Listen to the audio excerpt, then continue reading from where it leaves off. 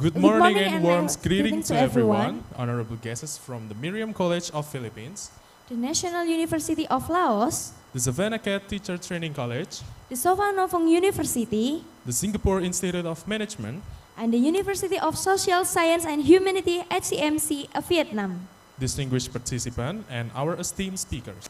With heartfelt gratitude, we welcome you back to the second day of the International Management Day 2025.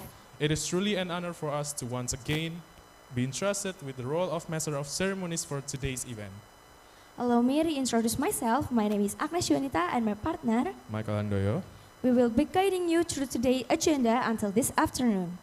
We sincerely hope that today's session will run smoothly and provide meaningful inspiration and valuable knowledge for all of us. Before we begin today's program, I would like to invite Christina Pramono Putri, STR Par MAB, to lead us in opening prayer. Mr. Christina, the floor is yours. Thank you. Good morning, ladies and gentlemen. Before we begin our event today, let us start with a prayer. The prayer will be led in a Christian faith. Others are welcome to adjust accordingly. Let us bow our heads in prayer. Dear Almighty God, we thank you for the gift of this new day and for bringing us together again for the second day of this International Management Days 2025. We are grateful for the fruitful discussion, valuable insight, and meaningful connection we shared yesterday. As we begin today's program, we humbly ask for your continued guidance and wisdom. Bless our speakers, moderators with clarity of thought and expression, and inspire all participants to engage with open minds and eager hearts. May this seminar serve not only as a platform for knowledge sharing, but also as a foundation for global collaboration and positive change in the field of management. Grant us focus, energy, and mutual respect as we journey through today's session. May everything we do bring honor to your name and contribute to betterment of our organization and communities. We entrust this day into your hands. In the name of Jesus, Amen.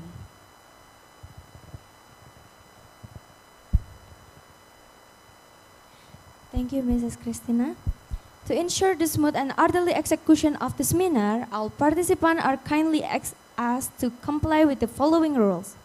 Number 1, the seminar is conducted in a hybrid format according to the predetermined schedule. Number 2, participants are expected to conduct themselves respectfully, orderly, and actively throughout the seminar. Number 3, on-site participants must wear appropriate and neat attire while online participants must use their real names according to the format provided by the committee. Number 4, all participants must arrive punctually whether attending online or in person. Number 5, participants may not leave or enter the room without permission from the committee, except in emergency situation. Rule number 6, please ensure that mobile phones are set to silent mode throughout the seminar. Number 7, disruptive behavior such as off-topic conversations, loud noises, or irrelevant activities is strictly prohibited. Number 8, those who wish to ask questions must follow the moderator's procedure. Online participants should use the raise hand feature, while on-site participants may raise their hand politely and wait for their turn to speak. Number 9, participants are not allowed to eat or drink in this room. Let us begin our first session with the topic Ethical Views on AI Utilization in Business and Education.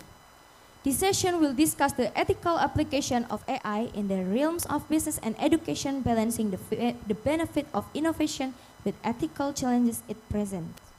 This session will be delivered by Professor Dr. Insinyur Eko Sudiono MCom from Satya Wacana Christian University, who is joining us in person today. This session will be moderated by Mrs. Roskiris Andadari, SA MBA PhD. Without further ado, I would now like to invite Mrs. Roskiris Andadari to take over the session. Mrs. Roskiris, the floor is yours.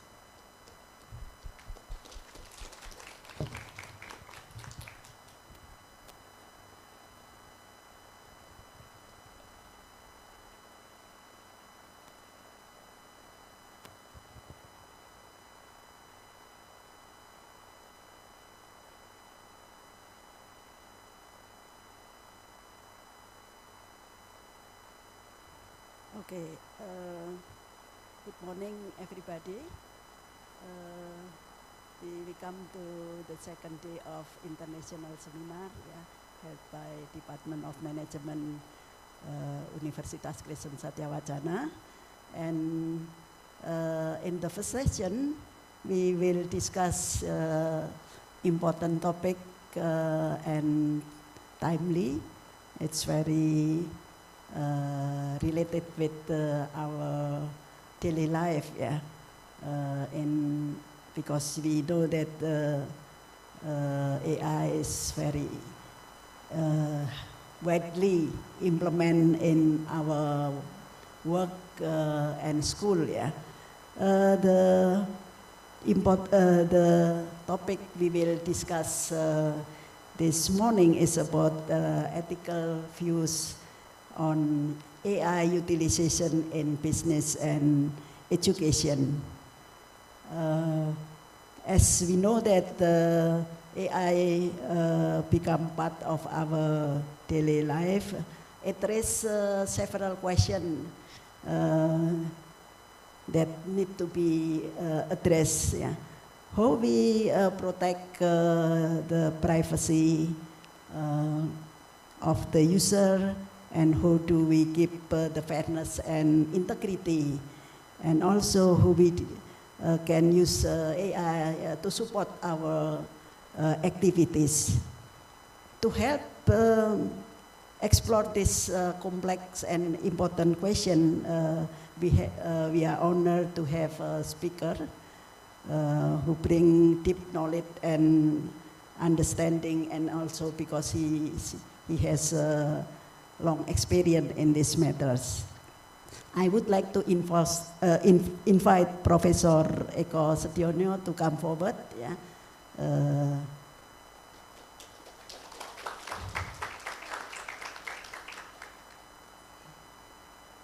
Please have a seat.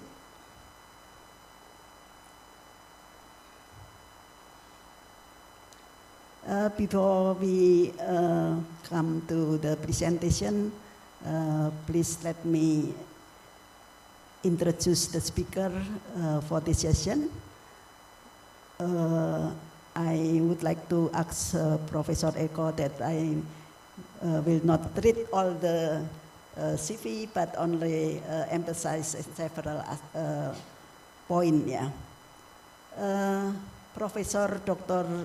Engineer Eko Setiono, MCom, is a prominent scholar and technology expert with an academic and professional career spanning over 3 decades. He is currently serving as Vice Rector for Research, Innovation, and Entrepreneurship at Universitas Kristen Satyawacana, Indonesia. Professor Eko holds degrees in Statistics, Computer Science, and a doctorate in Computer Science from Universitas Indonesia. His expertise lies in information technology, information science, and computational method, area where he has led numerous research projects, especially in AI-based application for agriculture, asset management, and public system. He is also actively involved in academic quality assurance, serving as a national assessor and secretary of the assembly at LAM Infocom, an Indonesian independent accreditation body for informatics and computing. With a strong record of international publication and intellectual property in digital system, Professor Eko brings not only academic insight, but also deep concern for digital implication for AI in our life. Please join me in welcoming Professor Eko Setiono once again. Please give applause for his presence. He will share his insight on ethical dimension of AI in both business and education. I'll give the floor the time to you. Yeah, please, it's yours, Professor Eko. Thank you.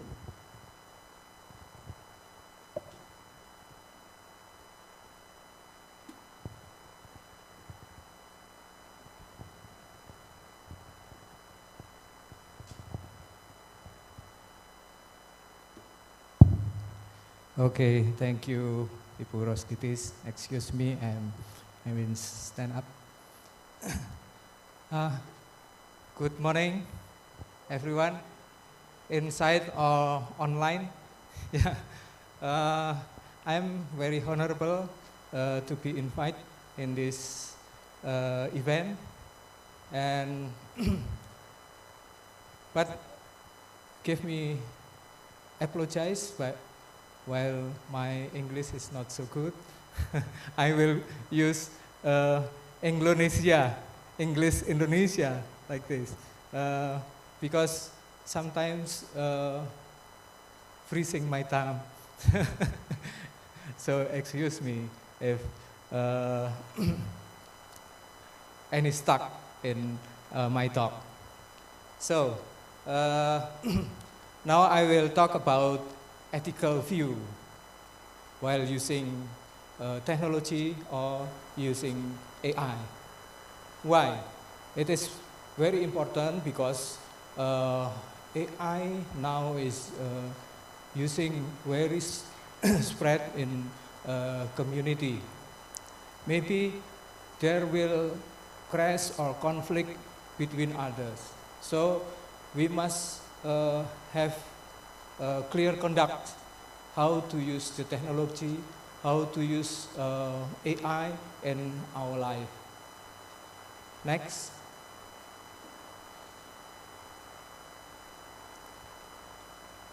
Yes, it is outline of my presentation.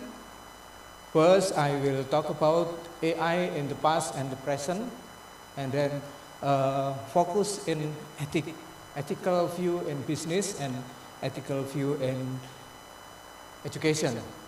And then I will conclude my discussion. Next.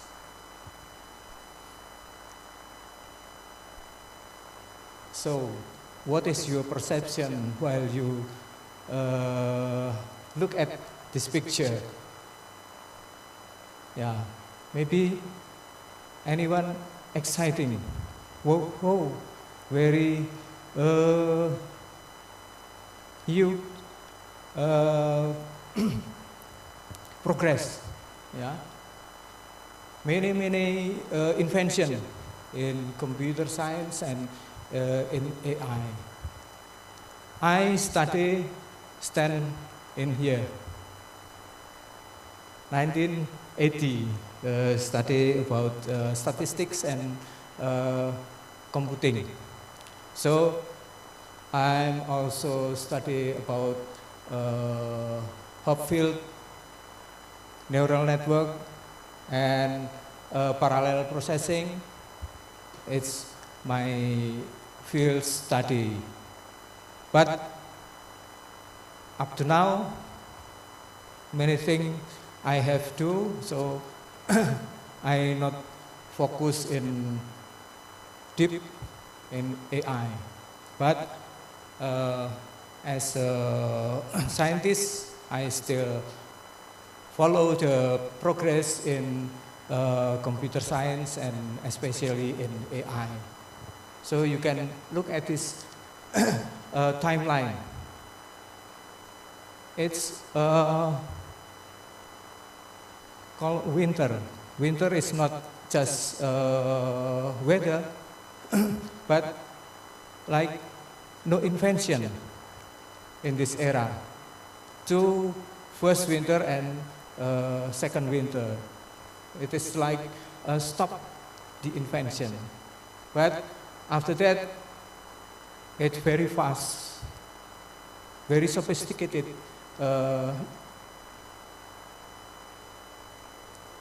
invention of technology and the implementation in the society.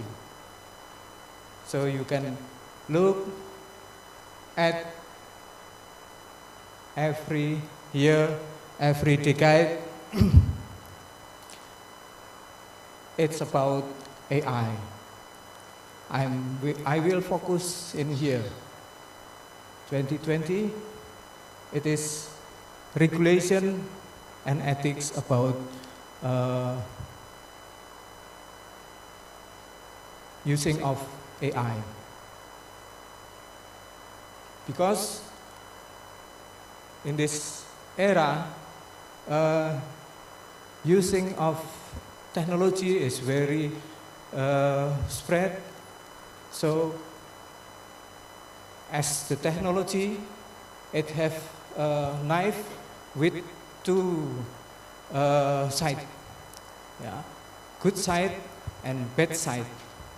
So to refuse the bad side, it must be ethical conduct to be efficiently technology used by others, by university, by organization, industry, and also community. Next. Now, artificial intelligence is AI? No, it is real. Artificial intelligence is real using in every time and every occasion. For example, text processing. You who don't use Google, Googling, every time you are Googling by text typing and scroll information, more and big information by Google and also Yahoo and so on. Speech processing. Many cars using speech processing now. You know Wuling? Yeah. It can control by speech. Hello Wuling, please open the door. The door open. It is speech processing. In image processing, you use Facebook. Yeah, Facebook is using face recognition technology. So while you take the photo of a group of your family, the face is recognized and then connect with the profile of each person. The system can search the profile of this face and connect this, so each person can identify. This is Facebook and freely using. Everyone can use this media, social media. So artificial intelligence is thinking humanly. To make computer things like human, acting humanly, perform function that require intelligence when performed by people. Like people, this hardware can acting humanly, thinking rationally. It's also think what everything input to this system, and so acting rationally. The system can predict anything. While the system give object, this object identified, there is four leg and flat horizontal and flat vertical. Oh, that is a chair. The system can identify.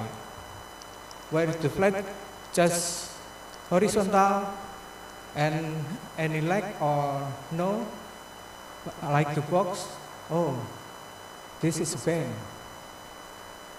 Like us, they can identify a thing like this, acting rationally, and the system can also give solution, give information, and anything we talk about.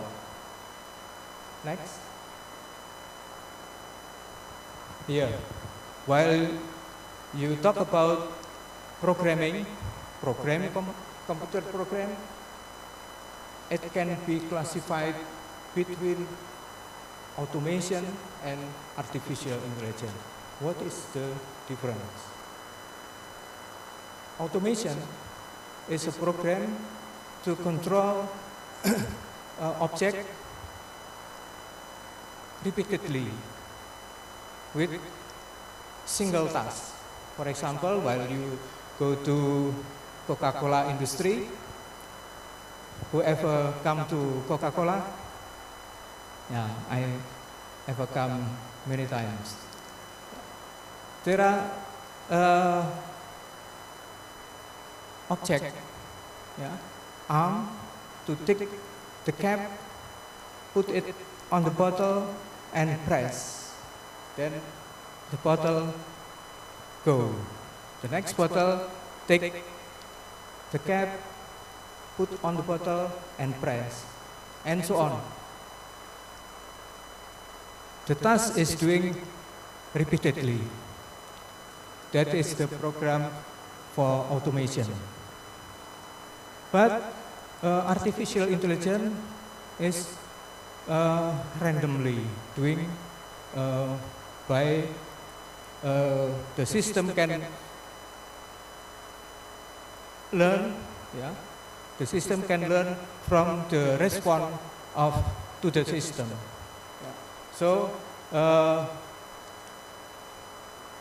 artificial deals with technology or process that completely mimic how human react to new information, make decision, speak, hear, as well as understand language.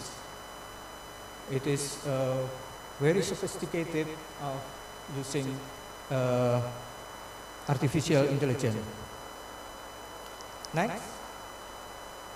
Yes, I saw some process in the artificial intelligence. In the left side, you can see how the difference between non-intelligent system and intelligent system. Non-intelligent system accept data. Usually the data is homogeneous, similar, and usually the data is numeric. Sorry.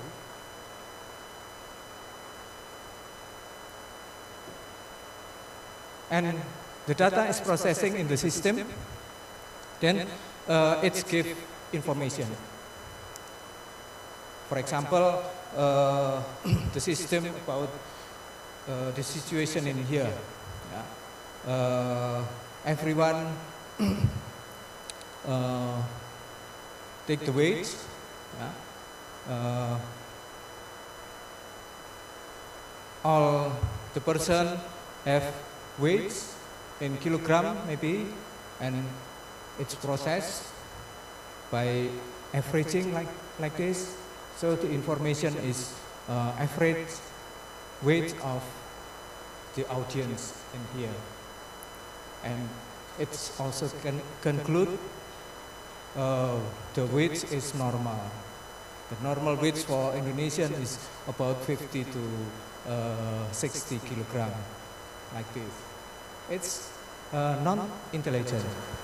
But the intelligent system, the data is right. Yeah. Maybe numerics, maybe text, maybe image, and so on. All the data is converted to code and using some algorithm in this, they will give not just information but knowledge, because it's the type is different with maybe different with input, and new knowledge can be give to the system as input to give new knowledge. So the system will grow up in their knowledge. It is AI process. In mathematical view, the training set is like this. Data like image convert to text, convert to numeric, and then process using some algorithm. So they have knowledge. They have knowledge in their system. And while input with something like this, like XK, for example, XK is not part of the training set. It can be give solution YK that is similar with the pattern in the training set. For example, picture. Identified every picture of you. System identified every picture, and for the training set, for the learning step, each picture identified. It is male, it is female. What the characteristic of male? The hair is short, using pen like this, identified one by one. And female, maybe hair is longer than male. They use skirts and so on. Identified one by one as input. By using this function y equal to f with input x, with characteristic of each person, input x, and W environment. It is environment. Okay. So this model is called unsupervised because it gives possible input value, and the system will group based on similarity. The second type is called supervised. Yeah. Given input value and expected output input value, and we expect like this. With this function can give solution. The solution is y, like this. If the data come from part of data set, it's called stability test. While the data is different with the training set, it's called plasticity test.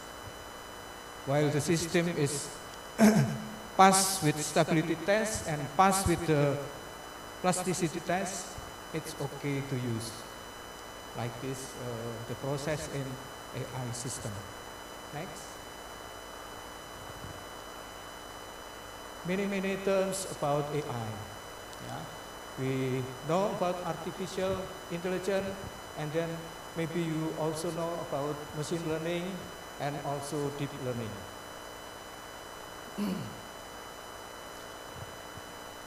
Machine learning is artificial intelligence with a huge data, with a perfect algorithm. So it can be used to process big data, big information. For example, while you use data about performance of industry in Indonesia. Many industry in Indonesia, they have many cloud of data. So we can use this data and process in this system, and you give a solution. And the next development is deep learning. Deep learning is popularized by Hinton and Andrew Ng. Is now driving AI to become increasingly popular. All device you use, besides on it is deep learning process. The availability of more affordable computing hardware makes AI possible in everyday application.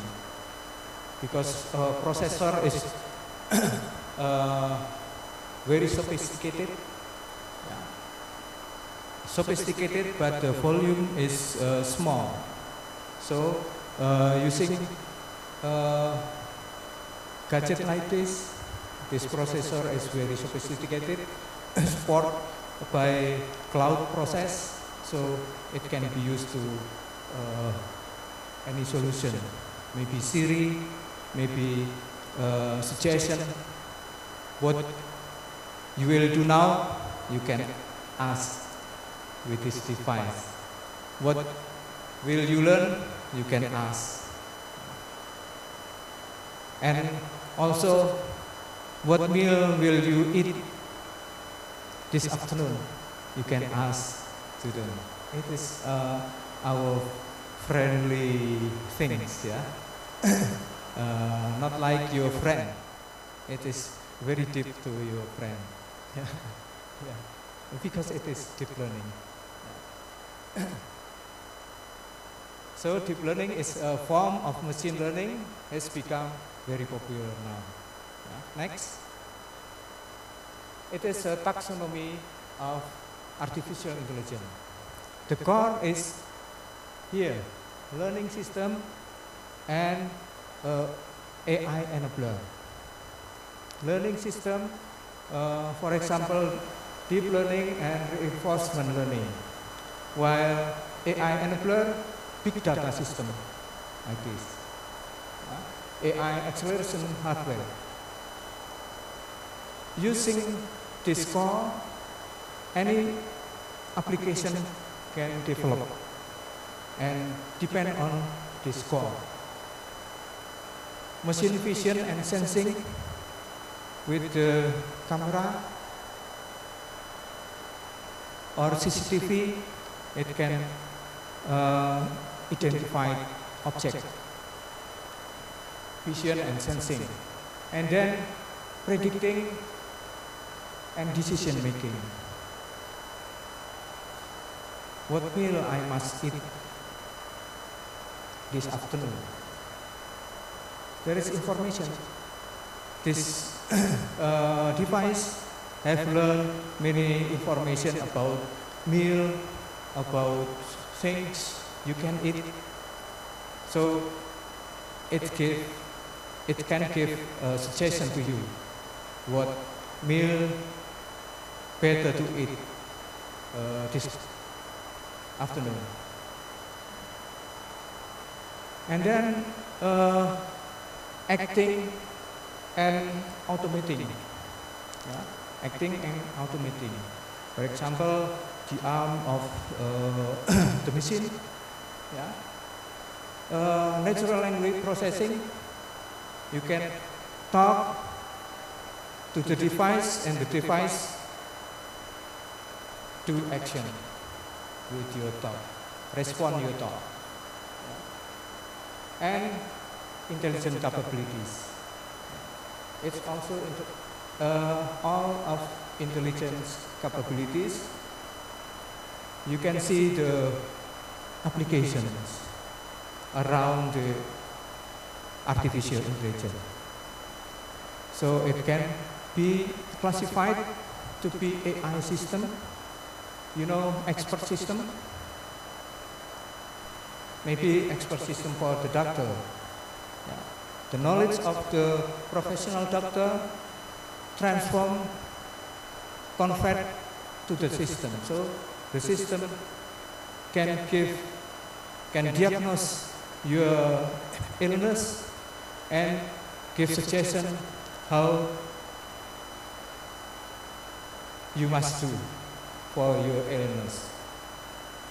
And then intelligent gaming, you know, Deep Blue. Deep Blue is a chess game that defeat Garry Kasparov. Garry Kasparov is a grandmaster, international grandmaster, defeated by computer. Virtual personal assistant, Siri. Yeah, personal assistant here, Siri. Intelligent gaming.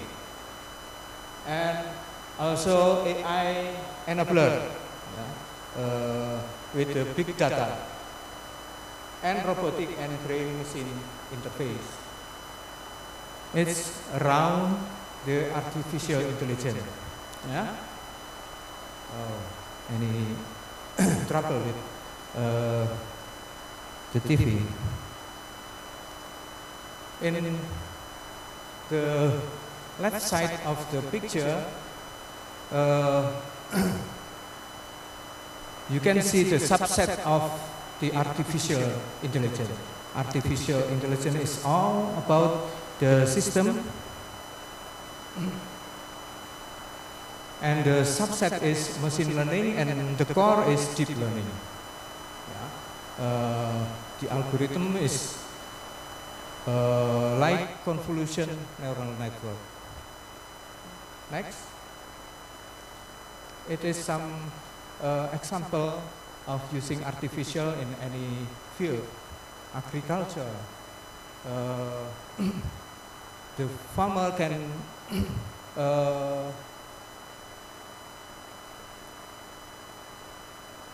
use artificial to control the field, and so it's efficient farming. In healthcare, in manufacturing, in automotive, there is a vehicle with no driver.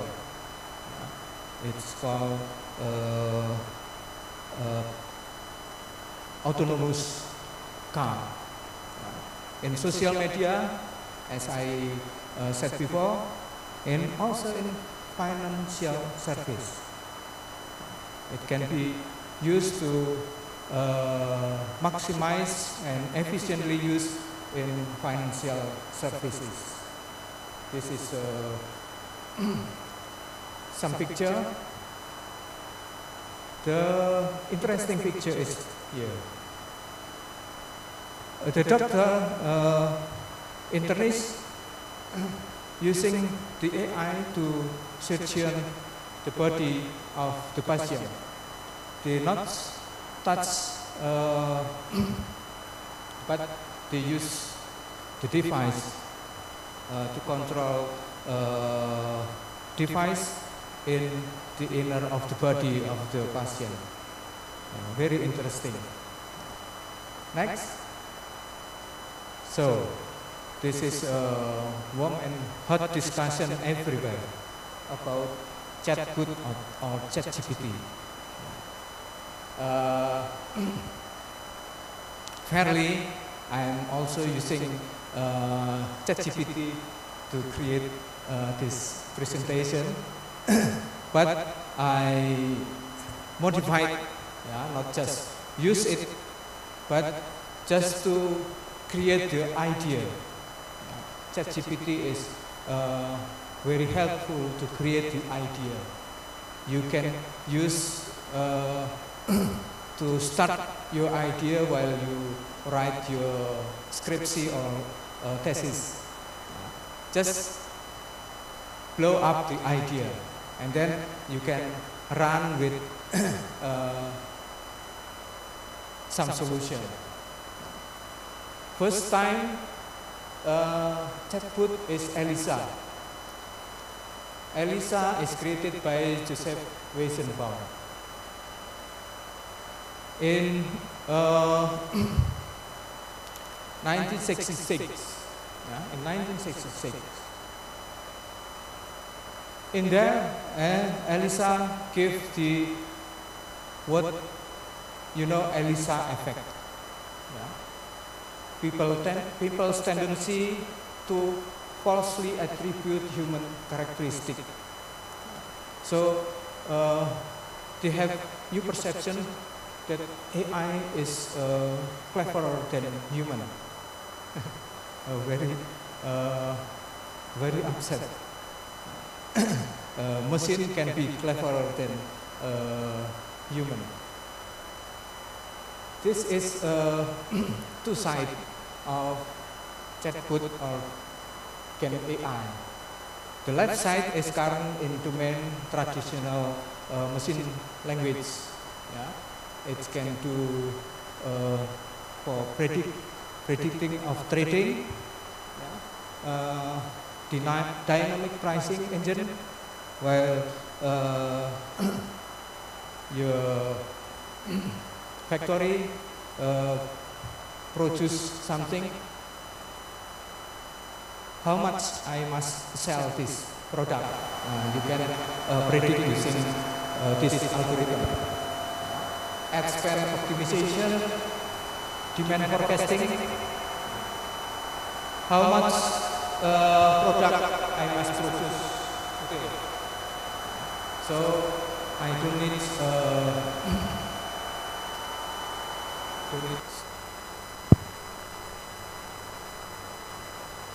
to efficient the transportation. You can use demand forecasting, and you can use recommendation engine or fraud detection. And the sophisticated one, because of deep learning, this is currently domain foundation model. The system can act any export. For example, architecture professional, can be changed by chatbot, ChatGPT, to design draft about architecture. Customer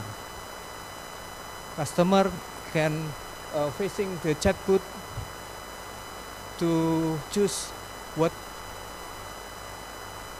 she or he needs, and so on. Many field using ChatGPT or Gen AI to simplify their needs. Next. And now we talk about ethical view, because while we discussed before, there are many important things in their using. So maybe there are conflict, there are crash, and there are many things can be done there. So we must have ethical conduct while using artificial intelligence. Now we talk about ethical view in business. While you implement artificial intelligence in your business, you must know this. Artificial intelligence is transforming how business operates, making process more efficient and driving innovation. However, this rapid adoption of AI tools come with the responsibility of using AI ethically. I emphasis in AI ethically, using AI ethically. We need to know, so we can implement ethical practices to ensure your AI system are both effective and responsible. Next, what is AI ethics? AI ethics refer to moral principle and practice guiding the development, deployment, and use of AI technology. The developer must know about ethics while development, deployment, and using. It is user for user. User which using artificial intelligence must know the AI ethics. At its core, AI ethics is about making sure that AI systems are used in fair, transparent, and accountable ways. Next. Now the key principles of AI ethics include fairness, transparency, and accountability. These three principles is dominant in the AI ethics. These principles are essential for building trust in AI system, particularly as their use becomes more widespread across industry. Next. Why AI matter? Okay. By ignoring AI ethics can have serious consequence for your business. For instance, bias AI algorithm, error in AI algorithm can lead to unfair customer treatment. The best customer treat as a bad customer is very dangerous, damaging your reputation and eroding trust.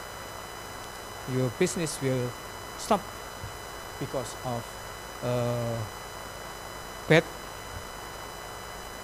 using of AI ethics. Legal issue can also arise if your AI system fail to comply with data protection regulation.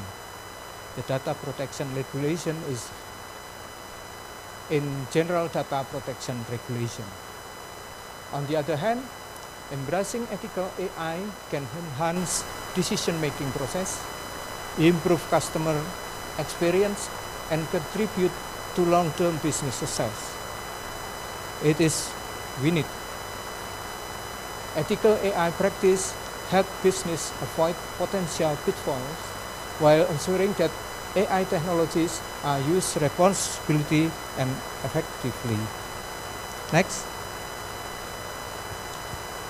So, the key ethical issue and challenge in AI is as AI becomes more integrated into business processes, several ethical issues need to be addressed to guarantee that people use AI system responsibly. Next. It is the key. AI system often rely on large data set, which may include sensitive personal information. This raises concern about data security and privacy. For example, in the use of AI in marketing, where customer data is analyzed and personalized ads, while this can enhance the customer experience, it also requires careful handling of personal data to avoid privacy violation. We know that customer of GSM, the number of phone number, GSM phone number, hacked, and the big data sold to other parties and used to bad, what we call it, bad habit, to manipulate, to any other bad action. Next.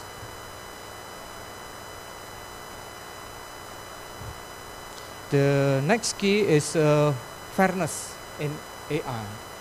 All systems are only as good as the data they are trained on. As a system, what the input is bad, the output is also will be bad. Yeah? So AI systems are only as good as the data they are trained on. If the training data contains bias, the AI system can perpetuate this bias, leading to unfair outcome. For example, AI system used in hiring may be favor certain demographic over other if it's trained on biased data. For example, in admission system, online admission system, the system choose the student from certain places, but other places that the student have good performance, they not be selected because bad or bias algorithm in artificial intelligence. Fairness in AI decision making is necessary for maintaining trust with customer and stakeholder. Business must actively work to identify and mitigate AI bias to avoid discriminatory practices. Next.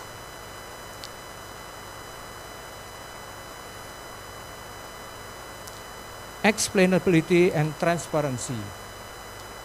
The system must be explainable because like black box, yeah, we don't trust with process that we don't know about. So must be explainable and transparency to give trust to the parties. Next.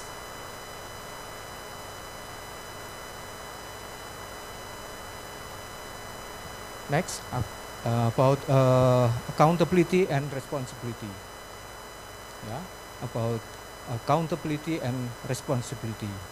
Who is responsible when an AI system makes a mistake? This is a critical question in AI ethics. Businesses must establish clear accountability for AI decision so that there is human oversight and ethical guidelines to be followed and enforced. Next. In different industry. Next slide. Yeah.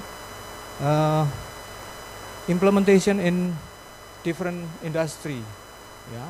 It's AI ethical implication vary across industries, but certain concern is the same, such as data privacy, bias, and accountability.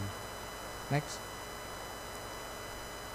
In healthcare, for example, in healthcare, AI has the potential to revolutionize patient care by providing more accurate diagnosis and personalized treatment plan.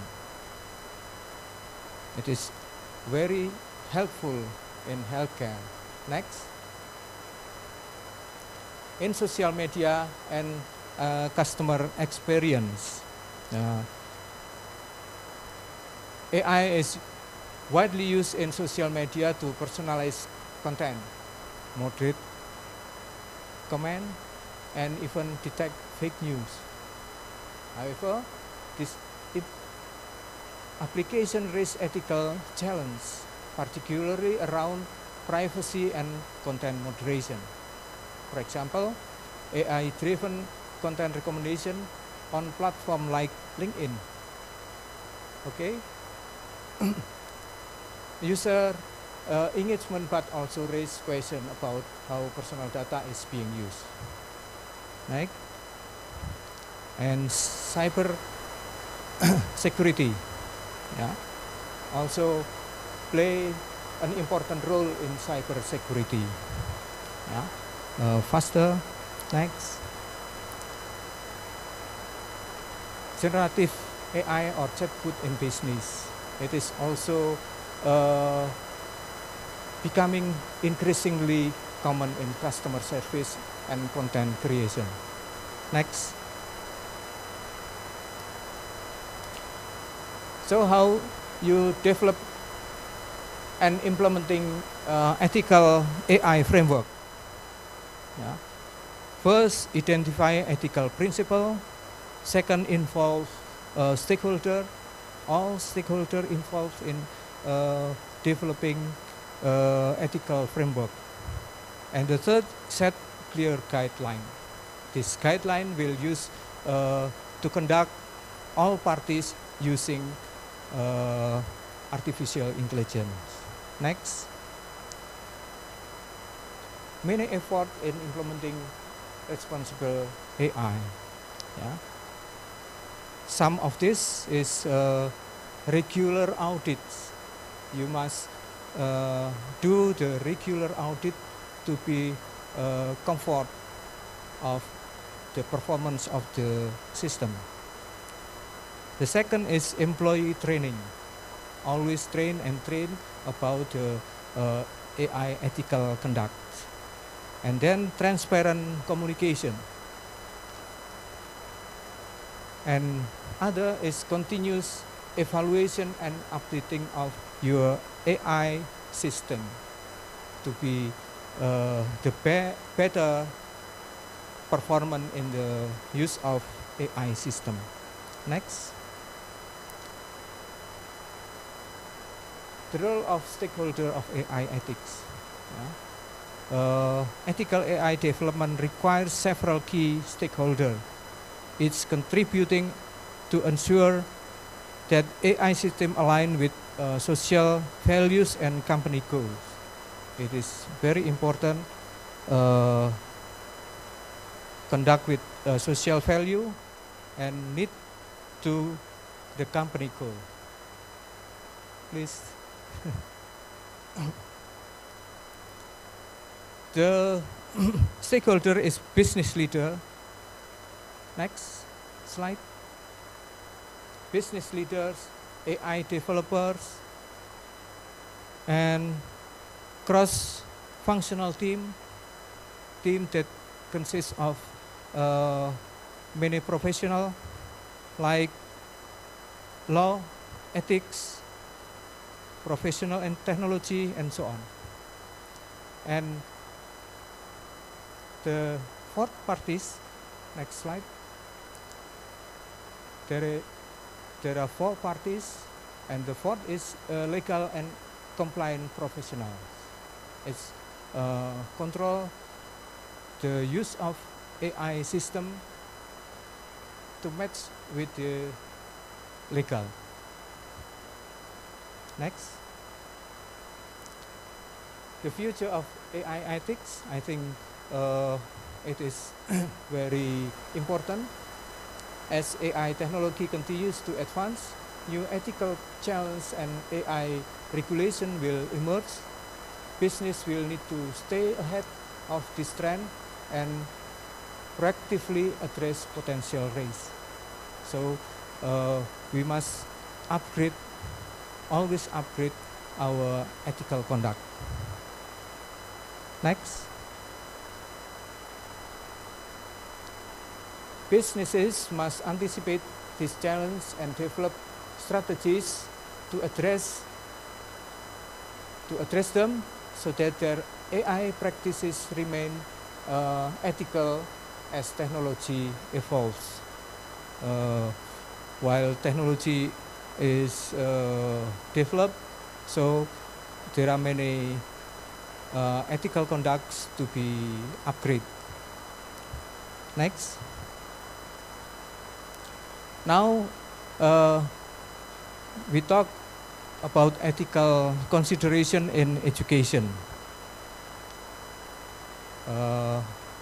Maybe Faculty of Economics and Business will implement the AI in education and also in Satyawacana. AI in education offer transformative opportunity, but also raise critical ethics consideration, including data privacy, algorithmic bias, and equitable access. Navigating this challenge requires a thoughtful approach to ensure AI tools enhance learning while upholding fairness and trust in educational system. Next. What is ethical AI in education?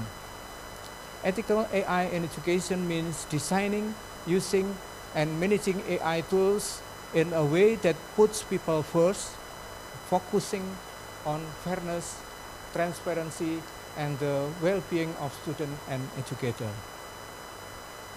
So in education, the focus is how to treat better, to treat student and educator, to give and take the knowledge of their fields. It's about ensuring that this powerful technology help rather than harm the learning experience. Next. The key concern with AI in education.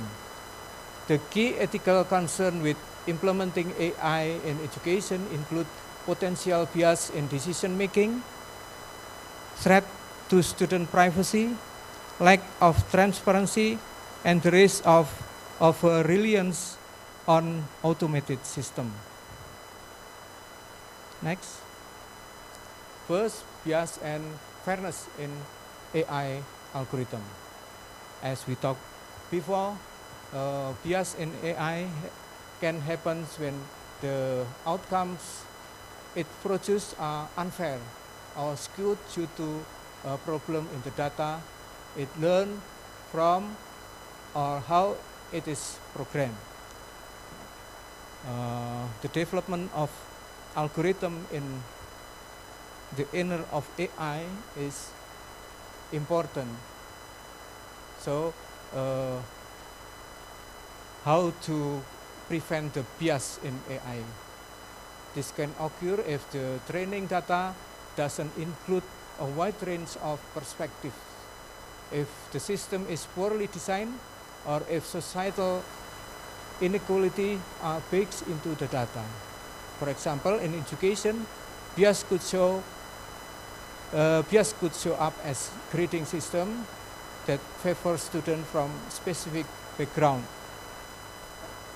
Unfair admission decision that unintentionally exclude certain groups, or learning tools that work better for some demographic than other. It is unfair. Next.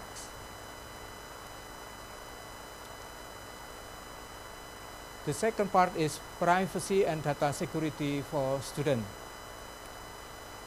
AI system in education collect various types of student data, including personal information such as names and demographics, academic records like grades and test score, and behavioral data such as engagement pattern and online activity. This data is often used to create personalized learning experience, improve academic outcomes, and streamline administrative processes. However, the collection and storage of such sensitive data pose significant privacy risk, including unauthorized access, while the data is not managed, not in a good minutes. So maybe any unauthorized access, yeah, data breaches, and also the potential misuse of student information for purpose beyond education. For example, if behavioral data is not properly safeguarded, it could be exploited for non-educational commercial purposes or lead to inaccurate assumption about student, as I talked before. Next. Transparency and accountability in AI decision making. Transparency and accountability are essential for building trust in AI system used in education. When student, educator, and parent understand how decisions such as grades, in admission, in personalized learning recommendation, they are more likely to trust and accept this tool.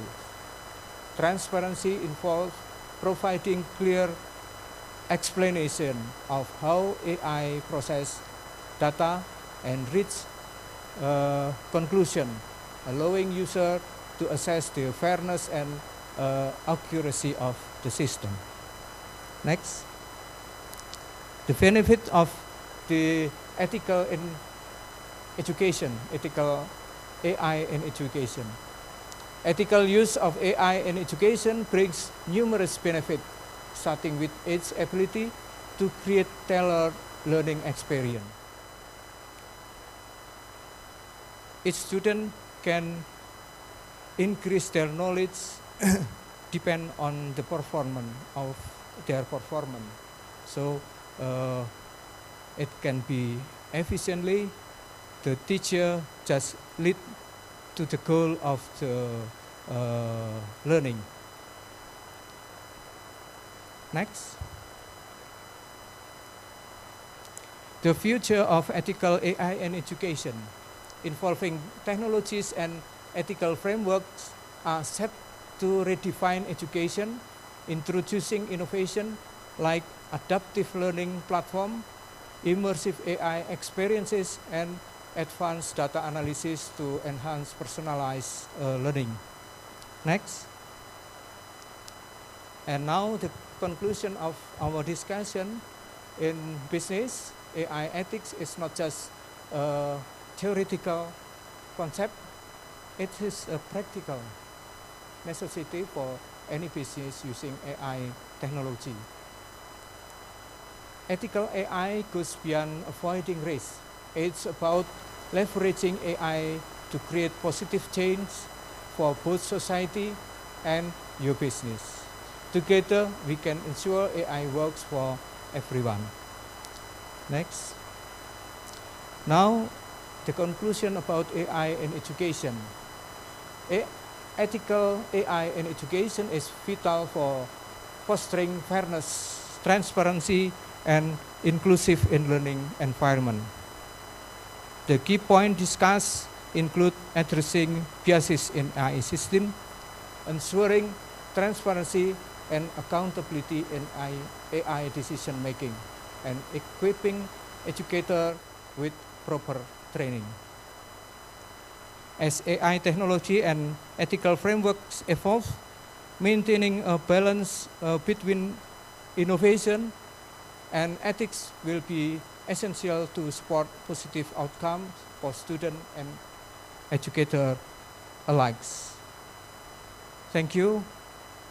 This is very important while Faculty of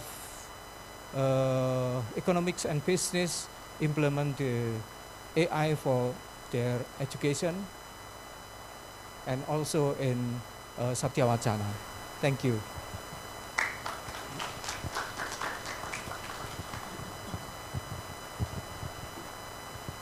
Okay, we still have 10 minutes.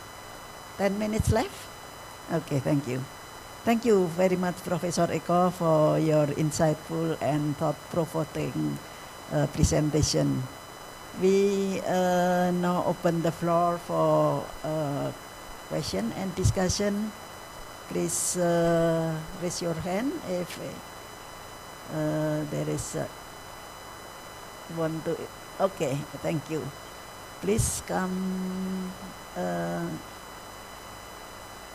Could you help to give the mic? Say your name and what department and your question, please. Thank you.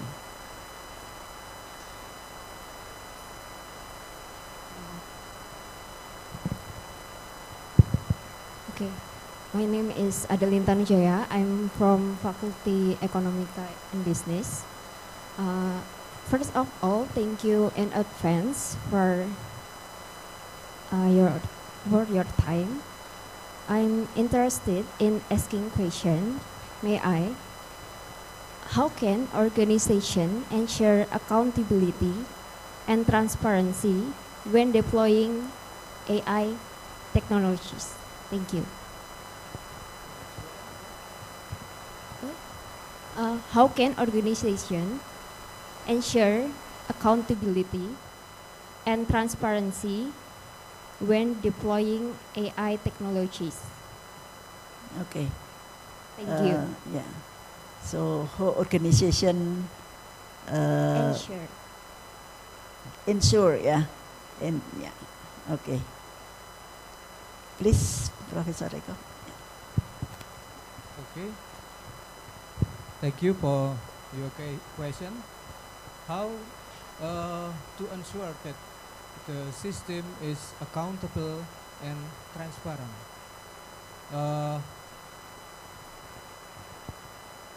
As you know, in any organization, it must declare about transparency and accountability. How can it do? By using annual audit, using tools, tools to know the accountability and the performance of the system. It can be give the guidance for user that the system is accountable and transparent. Yeah. For example, if we will implement the AI in the admission student system, the system must be declared that it is very accurate and fair. So the customer will help with the system. I think it is. Okay, thank you. Is there any others want to give the question? Or maybe I can continue what the student asks. Yeah, as you know that the moral principle for responsible utilization of AI, you already said that there are moral principle of using the AI. Yeah. And you said that the moral principle is fair, should be fair, transparent, and accountable. When we set this moral principle, not only organization itself who need to set the principle, but also involve the stakeholder. What about how we involve this stakeholder to set the moral principle, especially in the university? Yeah. Yes, it is very interesting question. How can we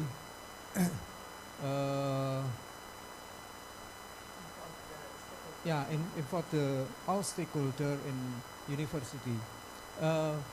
One thing, we must give a training about ethical conduct, training to others, and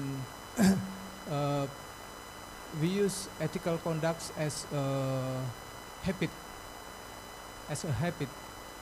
as you know, using technology, especially AI technology, it must be the have the good habit in using technology. For example, while using social media, you can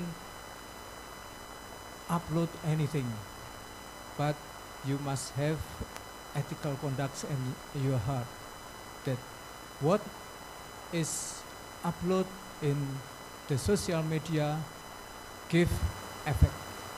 The effect is can be good and also be harm. So you must think a lot before you upload anything in the social media like this. So it is self-conduct in every people connecting in the system. Thank you. Okay. Still any other want to raise a question? Okay. Thank you. Yes, please.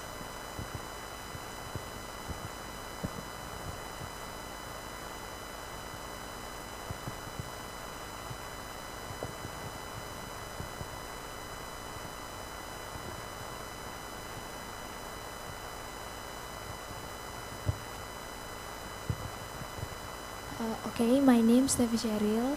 I'm from Management Department. Thank you for the opportunity. I would like to ask about what measures can business take to mitigate the risk of job displacement due to AI implementation? Job displacement due to AI implementation. Oh, job placement. Maybe job placement is in a next session will be conducted with Mr. Okay, but I can give some comment. While industry using AI to select the what we call it staff, to select staff, it can be used. It can use the AI. AI give help to select job seeker, but the industry or the parties must give a certain ensure that the system use is accountable and transparent. The principle is always transparent and accountable. It is, I think, I give a short comment about job selection. Thank you. Okay, thank you, Professor Eko. I think it's time to finish with this session. To close the session, once again we give applause to Professor Eko. Yeah, and allow me to share.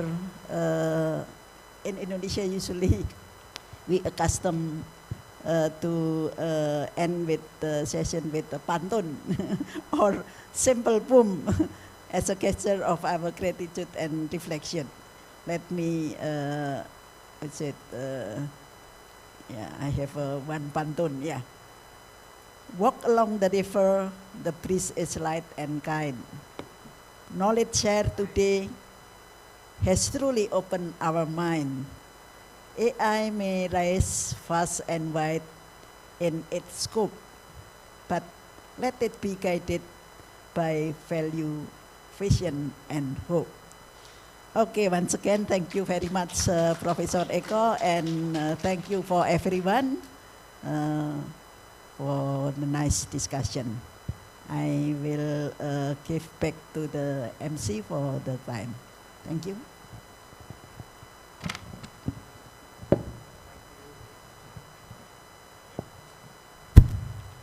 Okay, thank you, Professor Dr. Insinyur Eko Sudiono MCom for your insightful and informative presentations, and to Mrs. Roskiris Andadari for moderating the session so well, making it engaging and in-depth discussion. We would like to invite Professor Eko Sudiono and Mrs. Roskiris Andadari to the front to receive a token of appreciation, which will be presented by Mr. Dian Aditya, SPD MA.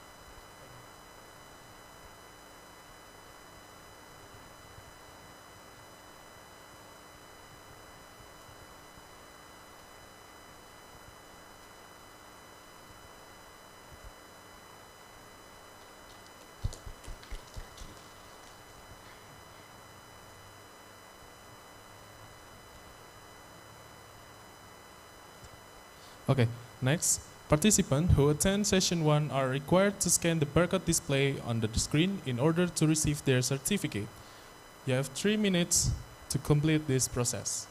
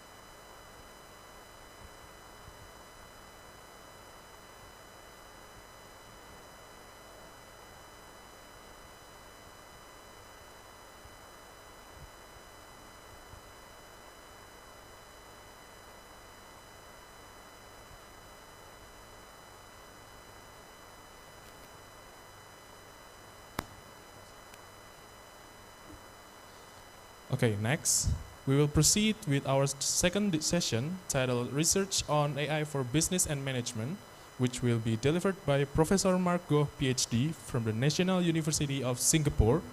This session will be moderated by Professor Albert Christian, PhD. Professor Albert, the floor is yours.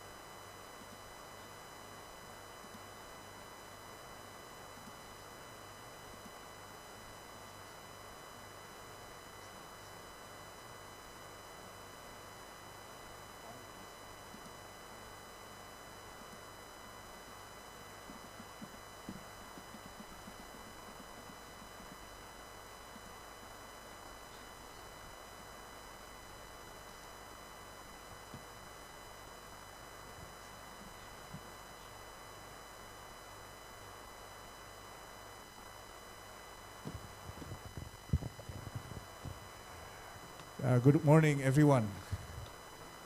Yeah, hope that we have a good condition. We are very fortunate to have honorable speaker from Mark Go to be here with us to present a very valuable topic about research on business, research on AI for business management. Yeah. Before we have a session from Go, I think it is better for me to present a brief profile of Prof. Margo. Prof. Margo is a professor of supply chain management and director of industry research in Department of Analytic and Operation and the Logistic Institute Asia Pacific, National University of Singapore. We can see his educational background. Prof. Go graduated from University of Adelaide to get their Bachelor of Science, and he continued his study at Deakin University Australia to get his Master of Business Administration, and he pursued his doctoral degree in University of Adelaide, Australia. Yeah. Prof. Go are very interested in conducting research in a particular field, especially in supply chain management, purchasing, healthcare, service operation, and supplier performance management. Prof. Go have some achievement. I think many achievements. I cannot read every achievements that he got, but maybe I can highlight some of them, such as Prof. Margo got scholarship from University of Wollongong and University of Western Australia, postgraduate scholarship, and Australian Government Postgraduate Award. Reserve candidate for George Fraser Scholarship. Prof. Go also listed in Who's Who in Asia and the Pacific nation, and also in the world in a supply chain area. Also, Prof. Go is among the persons, the scholars, top 2% of scientists globally. I think it's very, very good achievement, from Prof. Margo. I would like to say that Prof. Go also has experiences as academia in various prestigious institutions. Among them are to become professor at RMIT, Australia, University of South Australia, Sun Yat-sen University, University Science Malaysia, and since 2019, Prof. Go become adjunct professor at Edith Cowan University. Next, Prof. Go also involved in various companies such as ENY, Industry Transformation Roadmap, and also Rockwell Automation in 2009, World Bank 2009, and also he involved in Asian Development Bank. As an academia, Prof. Go also very productive, to produce articles in leading journal. I can mention some of them, such as European Journal of Operational Research, Business Strategy and the Environment, Renewable Energy, and Journal of Manufacturing Technology Management. Yeah, I think that's what I can share to you about the background or the profile from Prof. Margo. Yeah, and it is very pleasure. It is very good opportunity for us to get some insight from Prof. Margo about how we can generate some insight about the topics in doing research that can we can relate the development of AI in our research. Without further ado, I think I will give the main actors. Prof. Go. Let's give applause to Prof. Go. Yeah. Okay. Thank you. Time is yours. Okay. Sorry. So, you want me to stand or do you allow me to sit to share with you? Either one, either one. Okay. I tell you, I'll stand first. Then if I feel too tired, I'll sit down. Is that okay? Okay. So you must forgive me. Okay. Thanks, Pa Albert, for saying such nice things about me. Okay. I'm flattered and humble because then you set a greater expectation. Okay. So now what I will do is I'll talk about this topic that was been given to me for this morning. Okay. Even though I don't. I see on the screen. Okay. Good. Yeah. It's a bit different from the brief that was given because I thought it's more interesting to show you some of the practical aspects of it. In here, for this talk, at least for the next hour, what I'll do is I'll run you through 4 cases, 4 actual companies that have, or organizations that have actually looked at AI and how it's transformed their business and also their management of the business. And after that, we'll wrap it up with just one slide, which then speaks to the reference that was given to me. And that is, what is the research doing in this area, right? And you see that actually there's a lot of change. Then after that, hopefully by the time the hour or so is up, right, then I'll leave it to you to ask questions, right? But of course, if you have questions along the way and you feel a strong urge to ask questions, please feel free to raise your hands. Otherwise, I will fall asleep. Okay, so that's the thing that I must warn you. All right, so today I'm going to prime my talk such that I will call it How AI is Transforming Business and Management. Earlier on, the young lady who asked a very nice question, how AI is displacing jobs, isn't it? Yeah. And I think that is a fair question to ask and a legitimate concern, right? Because all of a sudden you're into this system and you find that the world outside is changing, much either to your like or dislike. Okay, because why? We do not like change very much. We are all creatures of comfort, right? And when change comes upon us, then we feel either surprise first, then concern, then shock, then after that mistrust, because why? We are afraid that by the time we go into the system, we are not ready for it or we're totally alien to it. Right? And AI, in a sense, to some people, at least from the research perspective, they don't call AI just artificial intelligence. They call AI alien intelligence. Okay, alien. So notice the word, okay? Yeah. So I'm going to finish off the whole talk today with this AI thing again, defined as alien intelligence, and show you how research is going in that direction. Okay, so I will come back to that question the young lady posed, and then you will decide, not me, that's for the young lady, to decide whether the fear is legit or what can you do to combat the fear.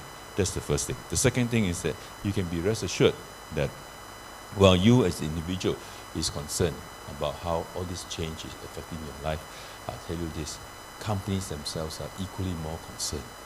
Right? They're equally more concerned. Why? Because you are at one point, as a statistic in terms of your age, you're at one point, your age. Right? But in a company, there are people of various ages. Right? Both the newbies, that means those who first joined less than 6 months, those who have been in there as the middle management, who've been there for 5 to 10 years, those who've been there for senior management for at least 10, 20 years, right? And then the worst of the lot, you have the CEO, right? He's probably a dinosaur, right, when it comes to AI, because he'll probably know next to nothing unless he's in a high-tech sector. But even in the high-tech sector, I'll tell you this, is no fun. Why? Because the poor CEO is the one who loses his hair fastest.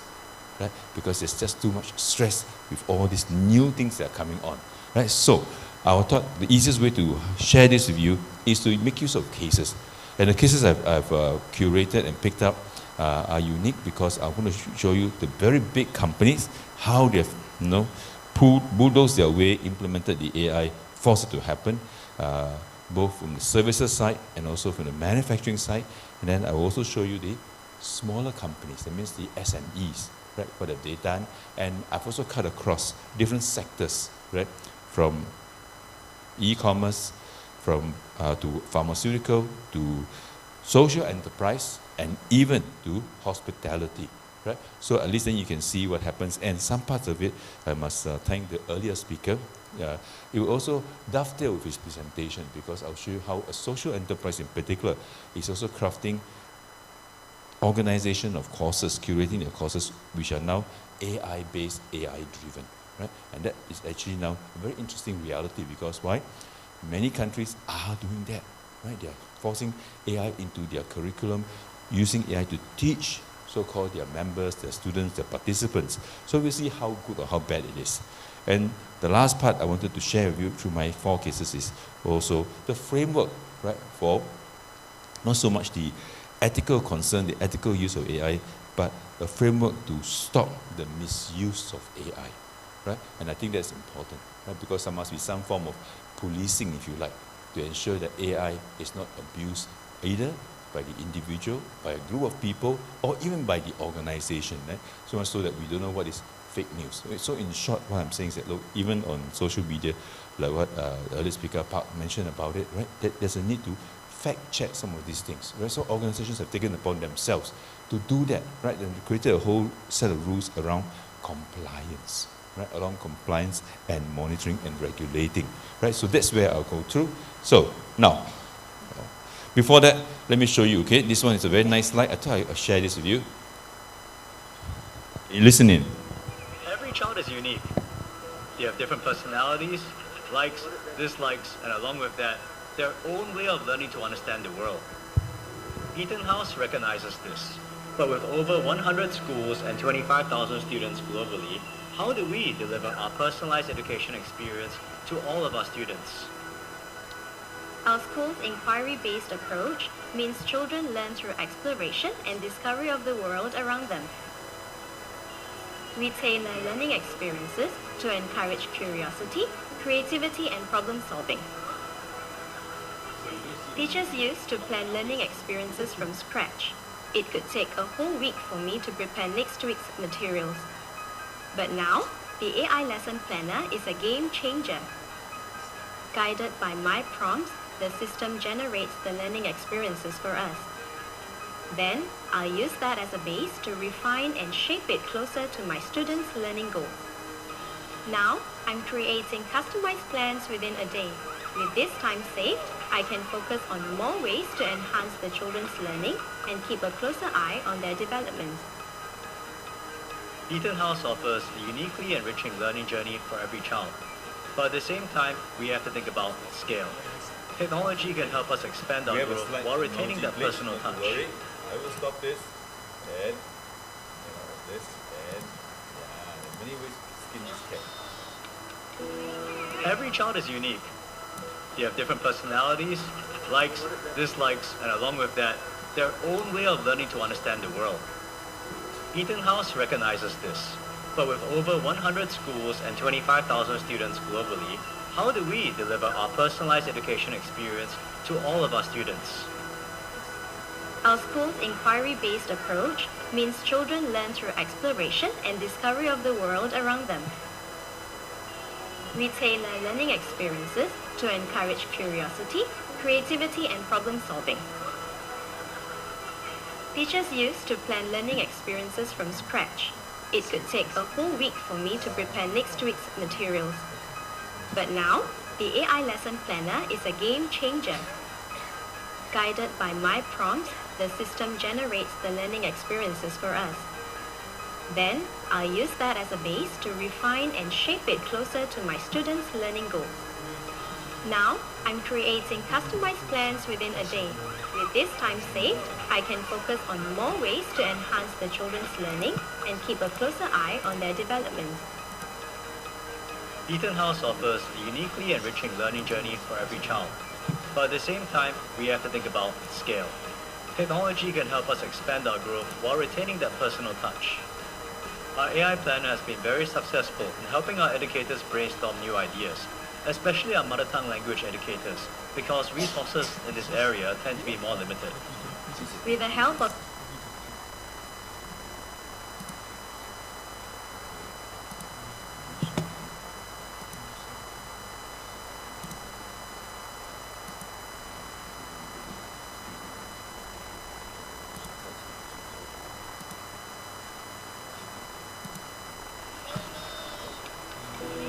Every child is unique.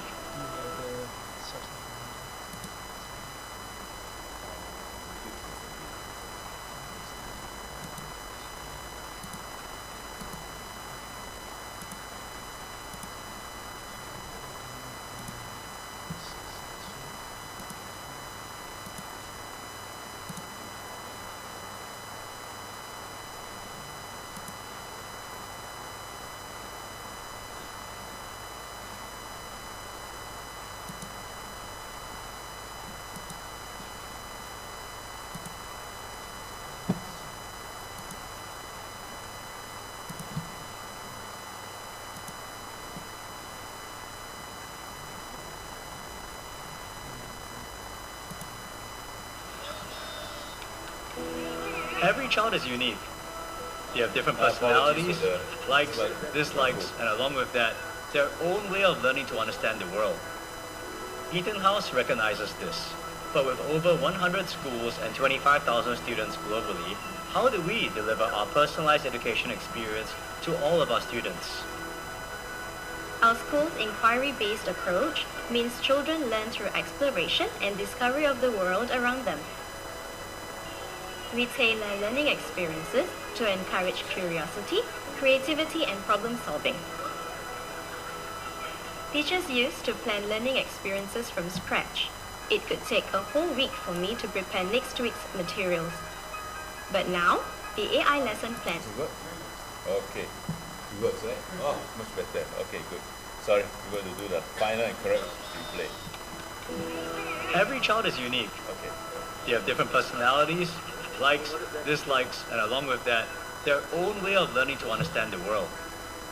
Eton House recognizes this, but with over 100 schools and 25,000 students globally, how do we deliver our personalized education experience to all of our students?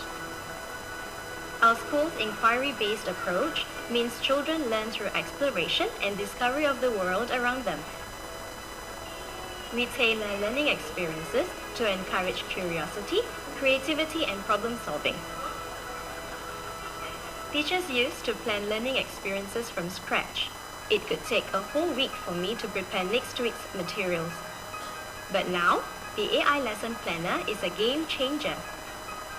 Guided by my prompts, the system generates the learning experiences for us. Then, I'll use that as a base to refine and shape it closer to my students' learning goals. Now, I'm creating customized plans within a day. With this time saved, I can focus on more ways to enhance the children's learning and keep a closer eye on their development. Eton House offers a uniquely enriching learning journey for every child. But at the same time, we have to think about scale. Technology can help us expand our growth while retaining that personal touch. Our AI planner has been very successful in helping our educators brainstorm new ideas, especially our mother tongue language educators, because resources in this area tend to be more limited. With the help of the AI lesson planner, I can focus on what matters most. I curate learning environments that spark curiosity, document learning journeys, and engage with children in more meaningful ways. When children engage in effective and joyful learning experiences, they are happy and thriving. Continuous learning is the foundation of growth for both people and businesses. Just like children, it's important to stay curious about new opportunities and be open-minded to their potential. That's how we can unlock a brighter future for everyone. Okay, good. So I hope at least you got a few buzzwords out, right? One you see about that is open-minded, and the earlier moderator, she left with a very nice statement after the finish of the talk, right? And this one's a very classic case because the statement came in front of the presentation, and I think it behooves me to just re-emphasize that point, that is that continuous learning, right? It's a pathway, right? And I think we need to focus on that rather than to keep the fear within us and express the fear outwardly. Okay, that's the first thing. Now let me go on to this part. If I can, where's the gentleman there? Okay, if I can shift it to the slides now, I need to, okay, good. Okay, so, that's good. Stand here. All right, so today I will talk about this part about the AI and look at what the change is doing. And earlier on in the presentation, in this video, you heard a few keywords already. Scale is one thing, the AI can be used. Second is that, it's useful, not just a lesson planner, but a teaching assistant, right? You see the teacher who was helping. She was using AI to first shorten her time so she feels less stressed, right? But yet more important, more instrumental in nurturing the children. So the other part, of course, we don't think about that, and that is that what if the children sees the teacher doing it? Over time, the little kids, the preschool kids, they will probably learn to appreciate AI and embrace it even easier. Right? The sad truth, of course, is that if you are younger, right, it's easier for you to learn things because there's nothing new, there's nothing old left behind in your baggage, so to speak. So for the kids, it will be easy. And for this one here, they say that, look, it's got 100 countries, X number of students. clearly, right, is pervasive, right? And it's an industry that we seldom think about where AI can be used, but it shows very clearly that AI can be used in a meaningful, productive way. Now, of course, there are questions to that. You might ask and say, what is the risk? Why have the teacher, for example? Why not have the AI to teach, isn't it? Or give an iPad to the little kid and say, follow the dots, and then let them learn from there. Okay, those are possibilities.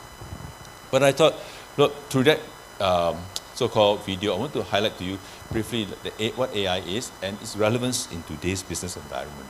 Things are changing, right? We've got to learn how to harness that, how to embrace that, and exploit that in a sense.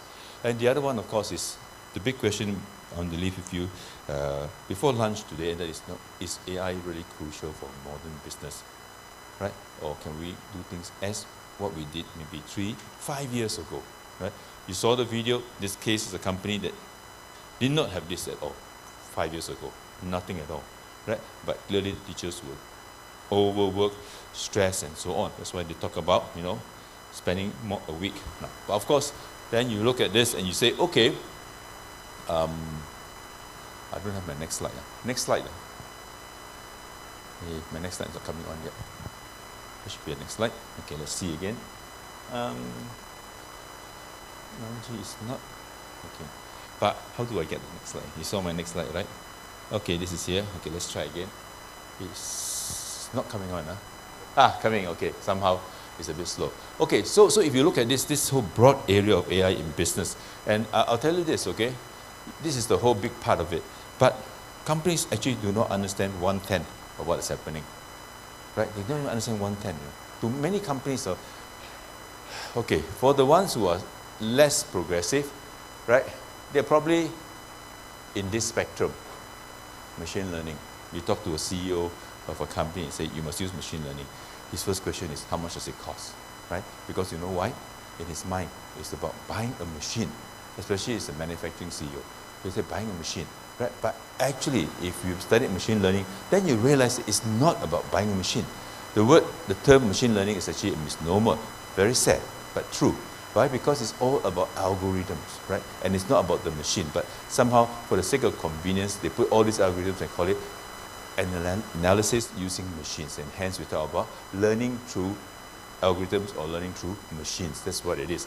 Then, of course, those who are a bit more advanced, they're into here, right? The deep learning aspect, which you saw before, right? And you've heard it and probably you've experienced it. And this is where some of the more progressive companies are continually using, right? Whereby, say, service organizations, they have a lot of all this unsupervised learning where you try to understand, cluster you as customers, for example, to see how to direct you to certain locations, certain sales, and certain situations.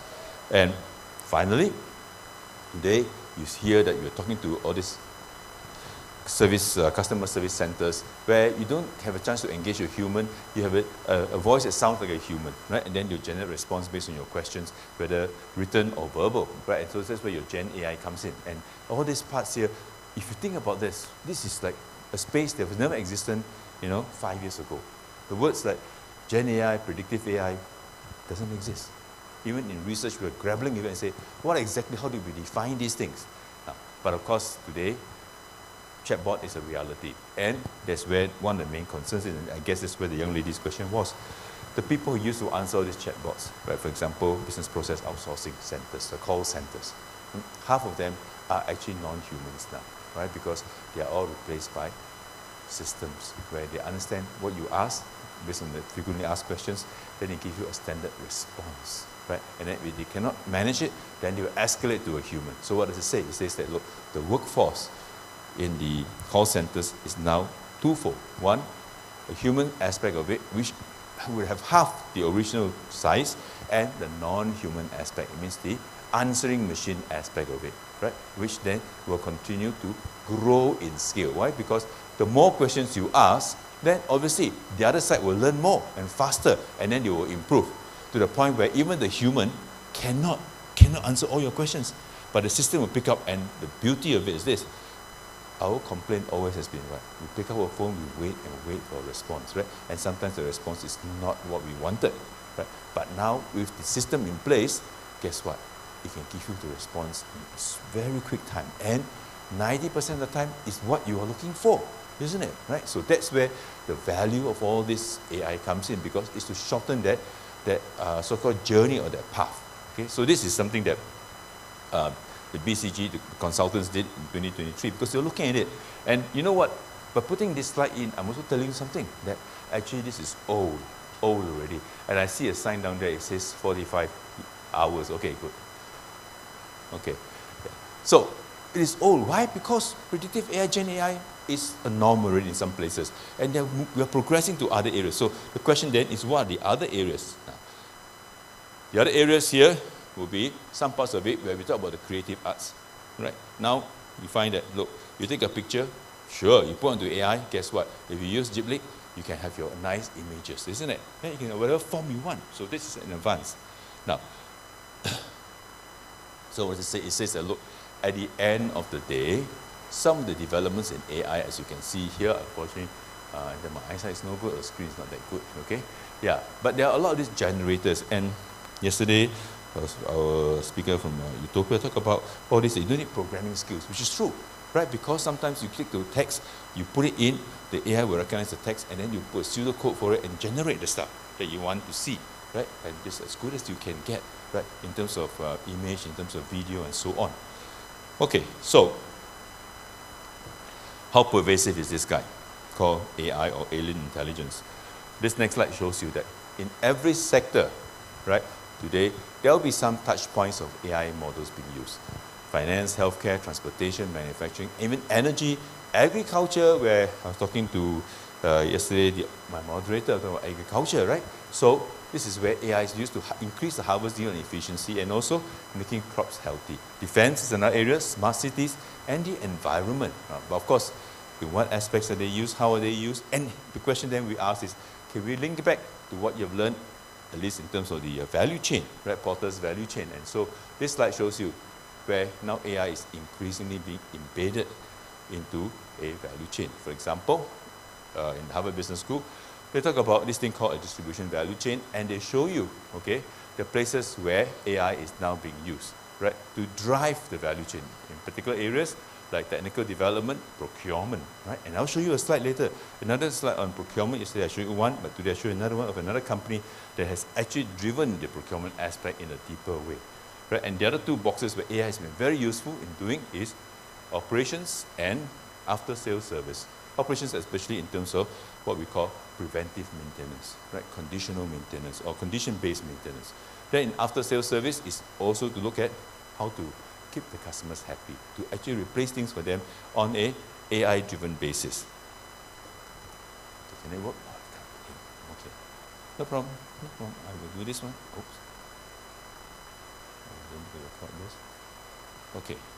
So each one of these, okay, we talk about customer service. So what does it say? It says that, look, today chatbots are reality. So if you want to operate a call center, or you want to be working in a call center, I suggest drop the idea. Right, because very soon everything will be smart agents, okay, and virtual assistants, whereby you can interact. And so this is what it's talking about in the area of customer service. Companies that have relocated their operations offshore to handle this aspect to lower cost countries like the Philippines, like India, they're all rethinking and say, why must I go to India to set up a BPO or a call center there when I can use AI in my home or in my office and work by remote, right? So that's what it is. And hence, you find that the clear benefits of AI, right, in terms of its use in business would be 24/7 support, cost reduction, and less customer complaints, right? That's the whole objective. So it has met its objective. Next, AI in marketing. What about marketing? Now this is interesting. AI can capture your information. Then after that, it can relay your information. So the next time when you want to buy something, it will only show you selective stuff. And then it will also suggest to you what you should be looking at, right? Because it will know what you are as a customer, who you are, and beyond that, it can also combine all this information with the customers to forecast more accurately, right? That's the whole idea here. Traditional forecasting says we can't do it well, but now with AI-based forecasting, we have improved in doing it well, right? And then we look at customer behavior. And that's where companies like the likes of Infineon, they've used AI to predict, how customers should behave and tell them that they're behaving wrongly sometimes. In finance, this is a very clear case. The issue about scam is a real thing today.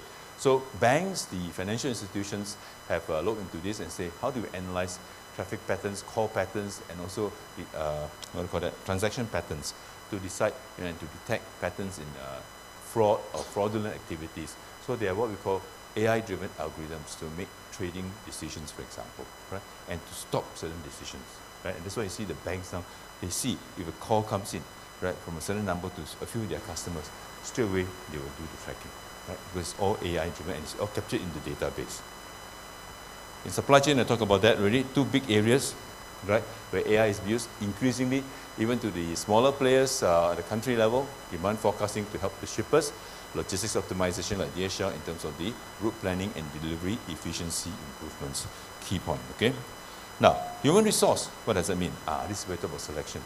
There's a lot of AI-driven done today to help understand people who apply so that they will only screen, they will be the first pass, so to speak, to screen all the resumes and assess candidates.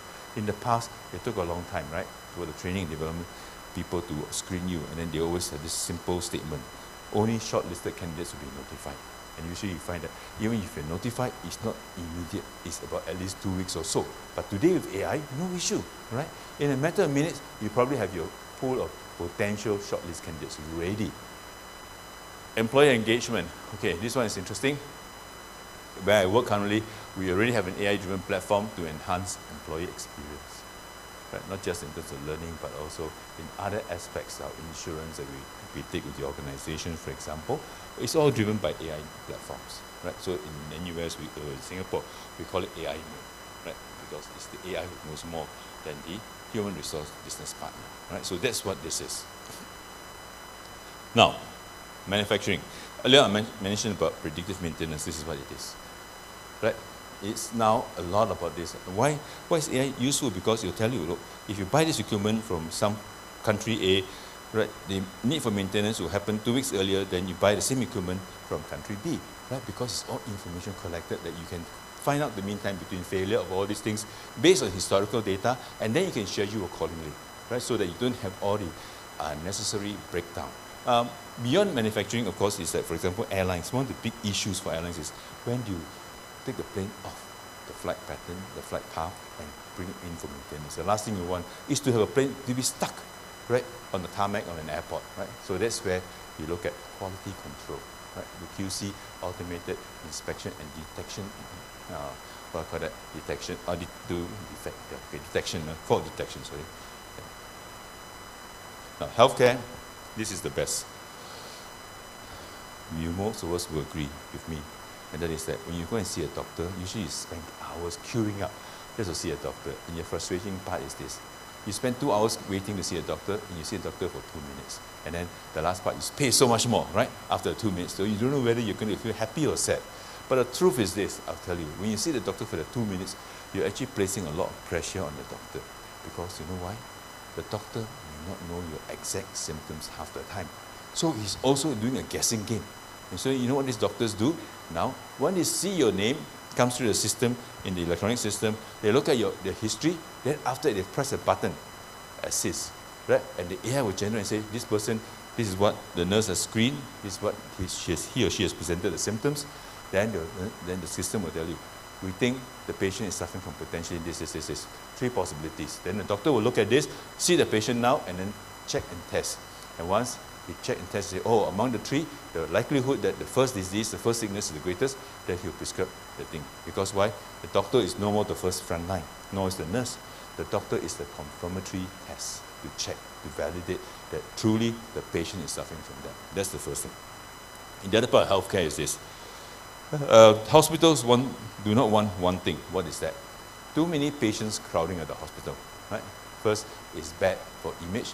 Second, it's bad for disease propagation, right? Because a hospital is a hotbed for disease, and you have too many patients crowding down there, there is a greater likelihood of patients picking up the disease and spreading everywhere else. And that's why you think about that. It's a reality, because in the days of COVID-19, all hospitals have to wear masks. Patients are banned from going to hospital for the same reason, right?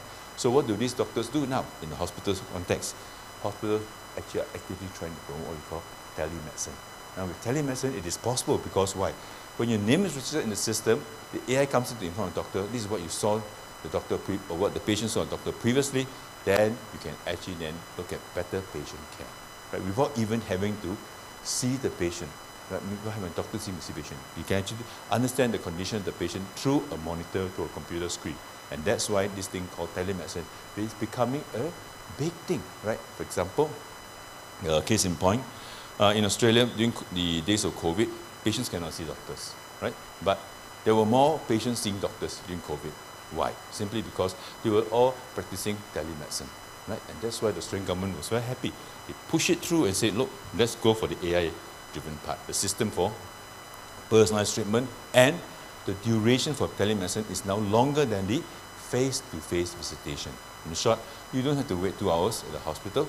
When you see a doctor, it's more than 5 minutes. Why? Because they have a little rule to say that, look, doctors cannot claim anything from the patient unless the visitation so-called period is exceeding 5 minutes. Right? So what does the doctor do?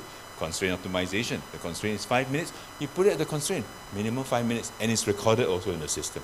So policymakers are happy, patient is happy, doctor is happy. So everything is settled. So this is where AI has been used in quite a meaningful way. Now, where is the challenge? So the earlier speaker talked about ethical, the ethics of it. This is a reality. Right? Many users of AI have this question. Not so much the organization, right? But the users like you and I. Right? One, you will ask the question, how is it that the system knows so much about me that even my wife doesn't know, or my boyfriend or my girlfriend doesn't know? Why? It's because as you engage with the system more and more, guess what? You are selling not just your soul, all your personal data into it, right? Don't believe me? You look at those who are Apple users, they can even tell you, where you have been 5 years ago. And ask you a very simple question. Do you want to see your pictures of the place where you were at 5 years ago? Which is what I was asked 2 weeks ago. I was shocked, right? Because I cannot remember what I took for lunch yesterday. And this thing can remember for me, right? Why? Because it's all the smart challenges. If you don't like, then the AI will ask you, so what do you like to see today? Oh, goodness. I say, oh, this is not good, but it's good because for the company that's using all these AI systems, guess what? They're making money out of it because it's all directing you to certain advertising sites, right? So that's business again. So, ethical considerations, two big things. One is data privacy. How do you secure that? To the point where I'm now at this stage, half a mind to stay off the grid because why? Every time I touch the computer keyboard, like I told you, CAPTCHA yesterday, every time I touch it, that means I'm losing data. I'm losing my own privacy, right? I'm losing data to some system that I do not know. Second one, of course, is the bias and fairness, which the earlier speaker highlighted so correctly. This is the old issue. The last thing you want, for example, in an education system, is to admit somebody into a course, right, wrongly, right? Means in that sense the false positives. Or to admit people, to not admit people when they should be admitted, the false negative. Why? Because they think they did not clear the criteria, because maybe some grades were not good enough. But that's not true, right? Because in education it should be an open door for everybody. So this is a big contention now in terms of how to handle this issue of bias and fairness, in the sense of addressing AI biases in decision-making processes. Right? That's the big question, because AI follows rules. And unfortunately, humans, we are creative. Sometimes we can bend the rules to help the individual. Right? So how do we then allow that kind of uncertainty into the AI system? So ethics is a big area of research. Now, I promised you 4 case studies. So I will now very quickly go into the first case study, which is in this case, Alibaba, right? E-commerce company. The good news is this. It's an early player, right? Early player, literally. No more than 30 years old, right? But the beauty of this is a company that's grown so big to the point that you cannot believe what they've done, right, to the world. It's changed the whole landscape, not just of China, but also globally, even in Southeast Asia. Right, Jack Ma is an interesting guy, not very tall, English language teacher by training and also by profession, but he decided to be smart, I guess, right, and then went into the world of the unknown, and so now he's a big, leading Chinese company, specialized in e-commerce, retail, internet, and technology. So his latest game, actually he's moved away from retail, is more online. E-commerce is okay, he says it's a staple commodity. Internet, okay, it will become an established highway. But the technology part was the one that he changed a lot. If you look at Alibaba, it's not really the old Alibaba in the 1990s or the early 2000s. Now it's a technology play company. So what does it mean? It means that they are driven very strongly by AI. And how are they driven? If you look at the statement here, they've plug in AI into its business and management process. It means to say that when managers make decisions to review their employees' performance, there's also an AI system that comes in to support the decision. It means it's the first line of evaluation, first line of analysis. Why? Because they want to make sure that all the evaluation is done in-house efficiently and correctly, and at the same time innovatively, right? So in that sense, okay, Alibaba is the one that I want to show you first, because they have shown that AI can be done, and they have done it in terms of implementation across many sectors with their organization. This slide shows you about the e-commerce and customer experience. So they have got a recommender system, which is now commonplace, by the way, in most airlines and hotels, right? They got a virtual shopping assistant for their e-commerce platform, right? Where they have chatbots also to relate to you if you have questions, you want to talk to your so-called the suppliers on the platform. You're actually not talking to the supplier, you're actually talking to their virtual shopping assistant. And then, of course, the outcome is this: you're keeping customers happy. Right? So the objective is clear, right? But they never tell you about the kind of abuse they're doing to you, right? In short, as you talk to them, they also next time know how to treat you as a customer. Now, in terms of logistics, where Alibaba has another company, sister company called Cainiao. That's where they have, this is a very interesting company, right? Because it's not just about logistics. They also have a logistics research arm, which looks at some of these operations using AI. For example, yesterday I showed you about the warehousing, about the 4 types of warehouse systems, or 4 types of materials handling system in a warehouse, in an automated warehouse. So Alibaba China is one of them, and they practice what we call smart warehousing. So what's smart warehousing?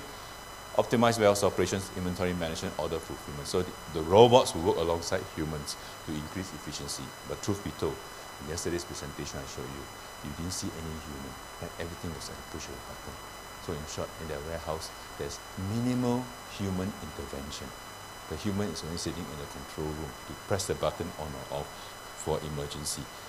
Route optimization, if you are a big logistics player, every big company, FedEx, UPS, what have you, they're all using AI to optimize their delivery routes and reducing their transportation costs and lead times, right? And the outcome is very clear, because they have now reduced costs, right? And so hopefully they'll pass the cost savings back to the customer. Risk and finance, another Alibaba thing. This company now is an end, and they call it end, but it's not an end, right? Because it is actually a big thing. You go to China, right? It's one of the 2 payment platforms, to the point whereby credit cards are not really favored in China. Why? Even the hawkers by the side of the road, you want to pay money, they say we have no money to collect. If you want, we can ask from some of our friends to give you the change. But they would have QR codes, one of which is WePay, the other is Alipay. So this is where it belongs to the end financial system of Alibaba. And AI is being used to see whether you pay correctly, and the credit scoring of the supplier, so to speak, also analyze the patterns and so on. The other one, of course, is looking at the financial and risk management part of it. Alibaba has AI systems to handle all these customer inquiries. You might ask, vast amount, what is vast in a day? Right? Imagine China, 1 over billion people, 1.3, 1.4. They buy a lot of food. On a daily basis, it's easily 5 billion transactions. Right? Which system is smart enough to detect all these things and also highlight customer support, and also to do all the so-called, what's the word they use, settlement, right? Settlement and all the receipts and so on. So this is where AI comes in a very handy way to actually improve the customer experience. So if you look at this, the first 3 slides of Alibaba all talks about customer experience, right? So there's clear objective at the end of it. Of course, there will be constraints. Now in the cloud, AI is also done, whereby Alibaba has its own cloud now. They don't depend on Google and all. And that's why if you look at China, Google is very hard to operate, right? Because they've got Alibaba Cloud, which provides all the AI-powered cloud services, like even your image and speech. So in short, no typing. You can talk. And that's why you find folks in China, when they communicate, I was very surprised. They rely less on typing text. They talk into the system, and the translator is almost perfect, literally, almost perfect, because they can recognize your voice, right?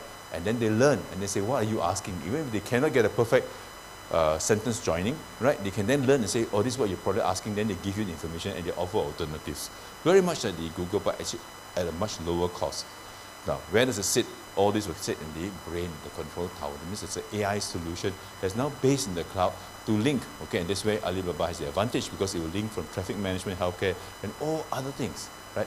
So what does it say? It says that look, AI, if you can scale it up, right, there are benefits, and there are real and tangible benefits. Now, I mentioned about retail, and I made a point that Alibaba now is playing a smaller game in retail. Well, smaller is relative, right? Why? Because they're still a big player. Maybe not in the rest of Asia, but in China, if you ever visit the store called Hema, as in H-E-M-A, they are actually owned by and operate by this Alibaba software, right?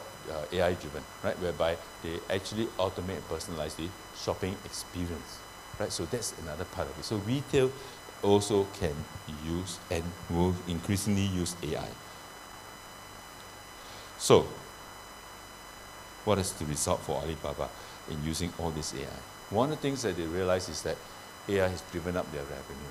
Easier to monitor revenue growth in areas of so-called driving or improving new areas of offerings, if you like. Right. Second one is that because of this AI, they went into the game early. So that's why earlier, if you understood my statement, Alibaba's use of AI is now reinforced its position as a market leader in e-commerce and technology. Right. So that's why in China, don't talk about Visa card, don't talk about MasterCard to the so-called smaller SMEs or the MSMEs, right? They all are firm believers in Alipay or WePay, two platforms as well. Because of this, we find that AI has helped the organization, which got different entities, very disparate entities, but yet important in the everyday life of the consumer. They have streamlined the operations, they have reduced the cost, and now enhanced greater scalability. So, lesson learned.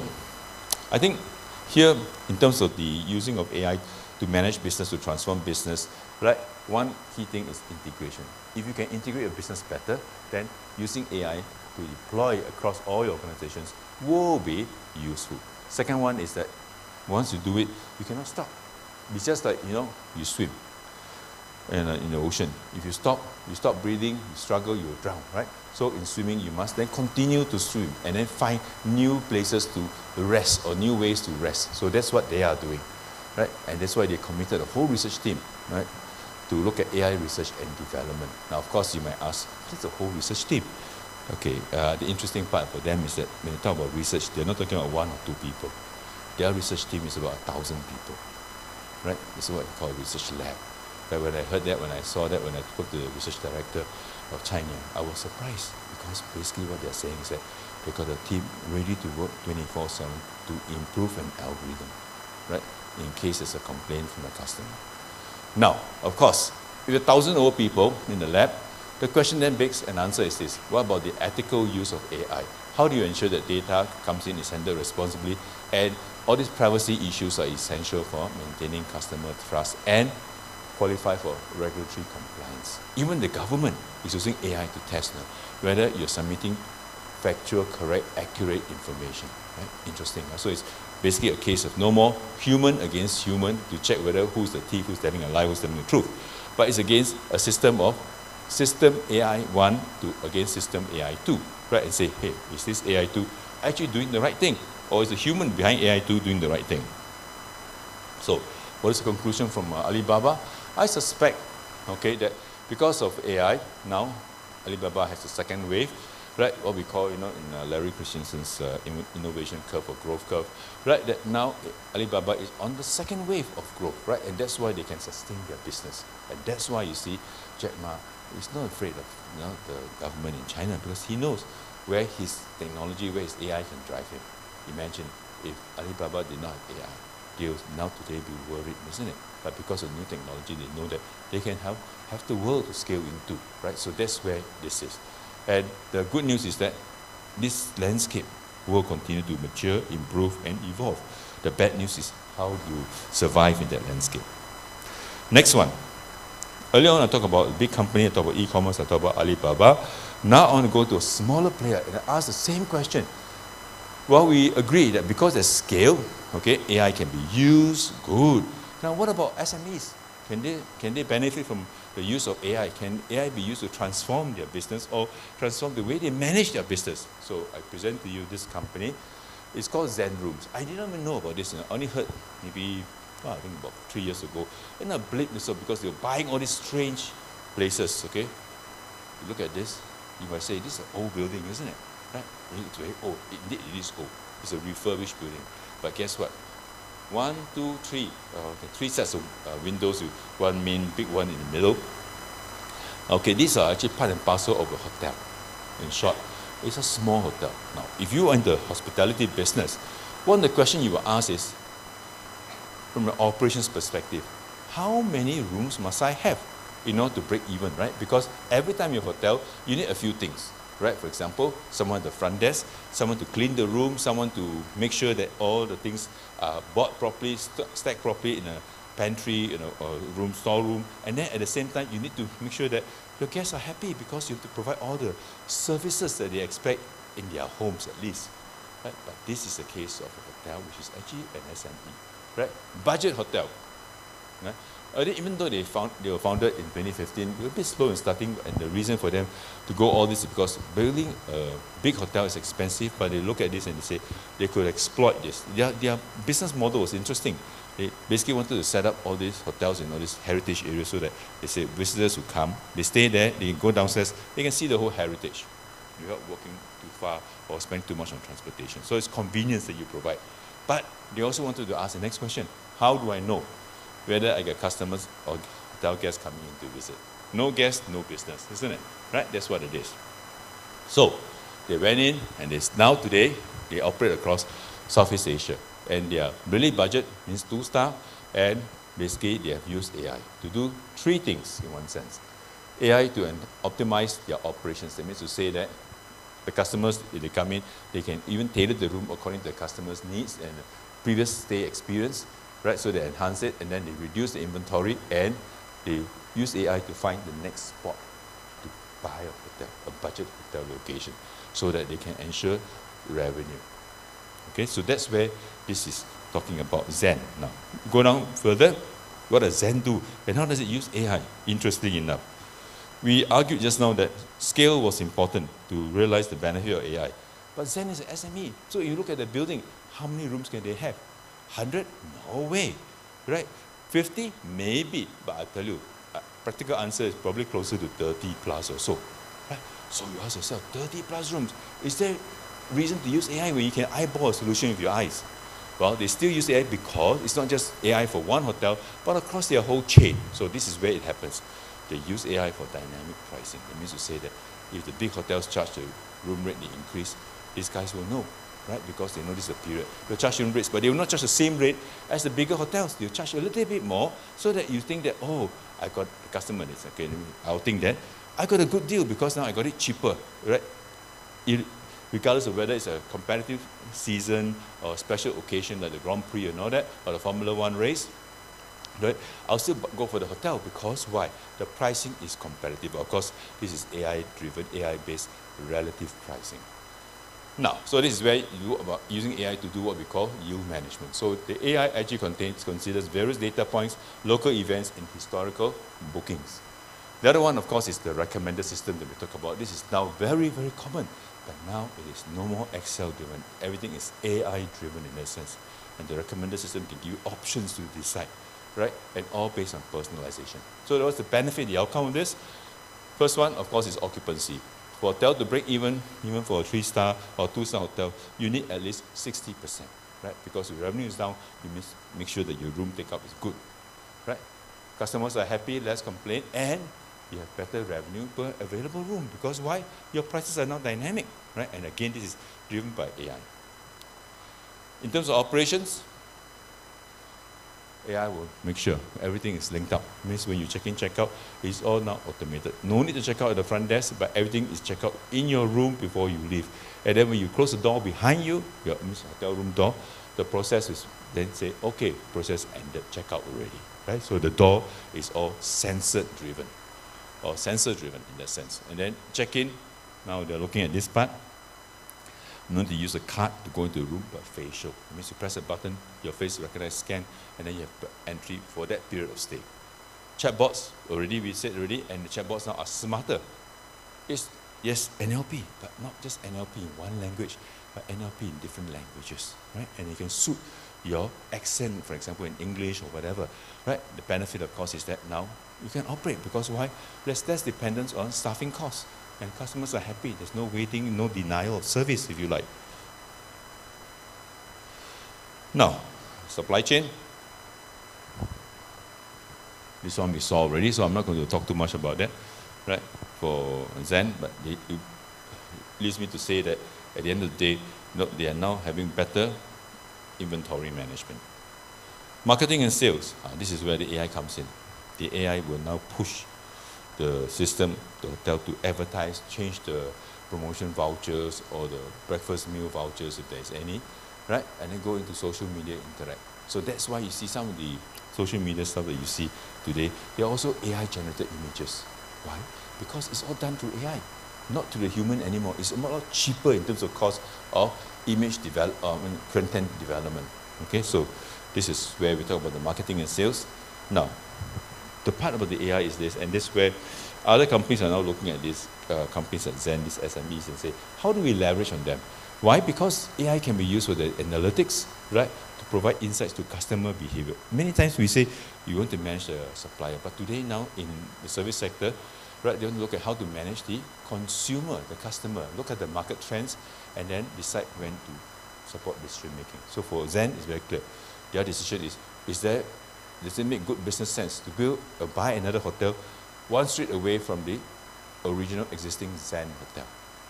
Right? And sometimes it does, sometimes it does not. So AI will tell you that, right? Because you base on your top line as in your revenue, and after that you say, okay, are there any other competitors, and how do you adapt if you look at peak season pricing or special events? So for Zen, clearly AI has helped them, because if not, they would have been out of business, right? Because for an SME to be in business for 10 years is actually a long time. The first 5 years are actually critical, but for Zen they survive. So their revenue is good. Okay, customers are going back. They have a lot of repeat customers, especially all those younger budget travelers. They like to visit Zen. The operational efficiency also there, and the turnaround time for rooms to make up is much shorter. No more 40 minutes, but under 30 minutes. Right, scalability of this AI for them, they learned that at the end of the day, AI will benefit even more if you can scale it better. So what do? They have now shifted their AI initiatives to what they did in Singapore across different regions. Indonesia, in Jakarta, they have 1 or 2 hotels, right? Then also in the Philippines. Then the data quality is another thing that they realize, right? Because it's important, right? You need to manage the data. Okay, so this is this part on Zen, right? And I thought it'd be useful to see how AI can be used to help SME hotels to stay competitive in a tight industry. Okay. But if you collect these 2 cases, first as a quick pit stop to understand what's happening. If you collect these 2 cases, then you see that, look, AI has got some applications which are will cut across common, right? Common across this e-commerce player, okay, Alibaba, and also Zen. And yet at the same time, there are things which are unique to each one of them, and some things they need to be tailored, for example, right? Tailored to fit or suit the specific industry. And this, again, ties in very much in line with the research that people are doing. For example, in this case, was a piece of work that was done in 2012 by Grover et al., right, where they published in also OR, where they look at all this AI and say, well, what can they learn from it, whether there can be a generic AI system to implement and to build a system to support a so-called whole host of industries. So I'll leave it to that, but it will suffice to say that, look, Zen is a good classic example to excite the SMEs if they're keen or still thinking about AI, right? Because Zen actually showed that, look, they can actually use AI in a very strategic way, right, to optimize their operations and then to harness it for competitive advantage in a very competitive hospitality industry, right? And they are using cutting edge. But of course, cutting edge in this context here is relative, right? They can change, right? I think the lady down there, I must buy her lunch, okay? She keeps showing me a number which is different from the last number. There must be a reason. Okay, now, third, let me spend 5 minutes, right, to share with the third company. Now we go to another different industry called pharmaceuticals, right? This company you probably will know, okay? Name is there. But they are using AI in a big way. And now we go to a very specific area. Just now I talked about the value chain, and I highlighted this thing about procurement where AI is being used in a big way. So this company uses AI, right, procurement, and they also have built a whole framework to implement across procurement for different operating units in different countries for this company or this organization. So for this company, the background is as follows. They have two forms of procurement, direct, indirect, which you can see down there. And one of their core businesses is actually procurement for vaccines.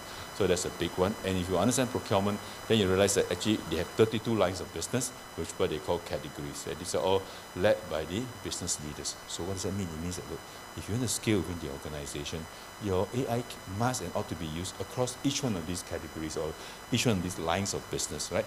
And the reason why they do that is because they want to focus on managing, improving value, bettering the performance, controlling the risk, and making sure they pick up the right supplies, because it's a pharmaceutical sector. If it's vaccines, it's very important. You don't want to choose a sub-quality supplier and then you run foul with the governments of different countries. So how do they use it? These are the areas. So they actually go down and say, look, where AI can be used. Spend analysis, supplier management, contracts. They use AI to draft contracts, to so-called monitor compliance or to regulate compliance. And they also use AI to make the payment in terms of the procure to pay. And they also use AI to analyze where the vaccine should be shipped, how much we produce, and to forecast if a disaster happens or an epidemic or pandemic happens, how much vaccine is needed, depending on what disease. So they have all these forecasts in place using AI based on previous history, and they have also have chatbots to respond to their customers, their wholesale customers, and also their suppliers. Now, why do they want to do that? Because their review, their response is very clear. They think that AI is an opportunity. It's an opportunity, right? And it's the one that will continue to grow because they can use this information they pick from the demand to improve their vaccine, shorten the lead time, maintain the so-called strength or stretch the life of the vaccine, and after that, reduce the so-called inefficiencies in the supply chain. Right? But they also notice one thing, that you develop this AI, you got to make sure that it's adopted responsibly. So the question is that how do we understand, how do we move for responsible AI usage? And then they also saw that, look, at the end of the day, AI is not just a problem of the business, it's not just a problem of the individual, it's also a concern for government. Government must come in to be seen as supportive of AI usage, AI regulations, and government also must be so-called smart enough to recognize the risk associated with AI. So because of this, the intention is this one first. And you notice here, the earlier speaker mentioned about multiple stakeholders, right? So that's what it is. They have a cross-functional AI governance council where they have a 5-principle ethical framework to guide this responsible development, deployment, oversight of AI. And it's all right through their enterprise risk system, right? So the question that you ask is, whose responsibility is it to oversee AI? Maybe parts of it should be under the risk office or the risk management office. So they went through that. So, okay. Then they have all the details, and they highlighted in all these principles that they have in the framework, which you heard before earlier on today. Transparency, right? Fairness, right? And then also about the auditable, audited. It can be audited and so on, right? All this will be inside there, and the bias, the word of bias is here. Again, see, bias doesn't disappear. So AI must be smart enough to recognize that, okay, you must avoid bias, okay, in procurement algorithms that may disadvantage SME suppliers, right? It means it must be open and fair playing field. Okay, very quickly about this. So they have a system for this one. So they built that. They built prototypes, okay? Then they use the prototype, they applied it, they modified, they customized it to different aspects of their procurement setup, right? In terms of sourcing, in terms of e-auction, all these are now information, any intermediate results are put into the AI system so that they can track and improve on their negotiation practices later on. So they have an Ariba platform whereby they look at this and they say, okay, look at, as they publish this, all this information are gathered, updated, and then after that, shared across different entities, shared with their suppliers, so that the suppliers also know how they are performing, so that they can give you better rates and better deals. So, for them, for companies like this GSK, It's very important that they pursue what we call ethical procurement. And their position on ethics and AI procurement is this, that AI must not reinforce discrimination, must not be seen to condone unfair practices, and they will also share with their stakeholders the benefits of using AI, right?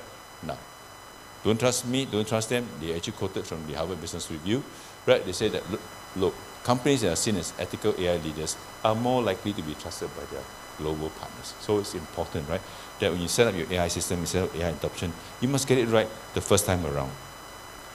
And they have a framework. So this is the framework that I will show you. And guess what?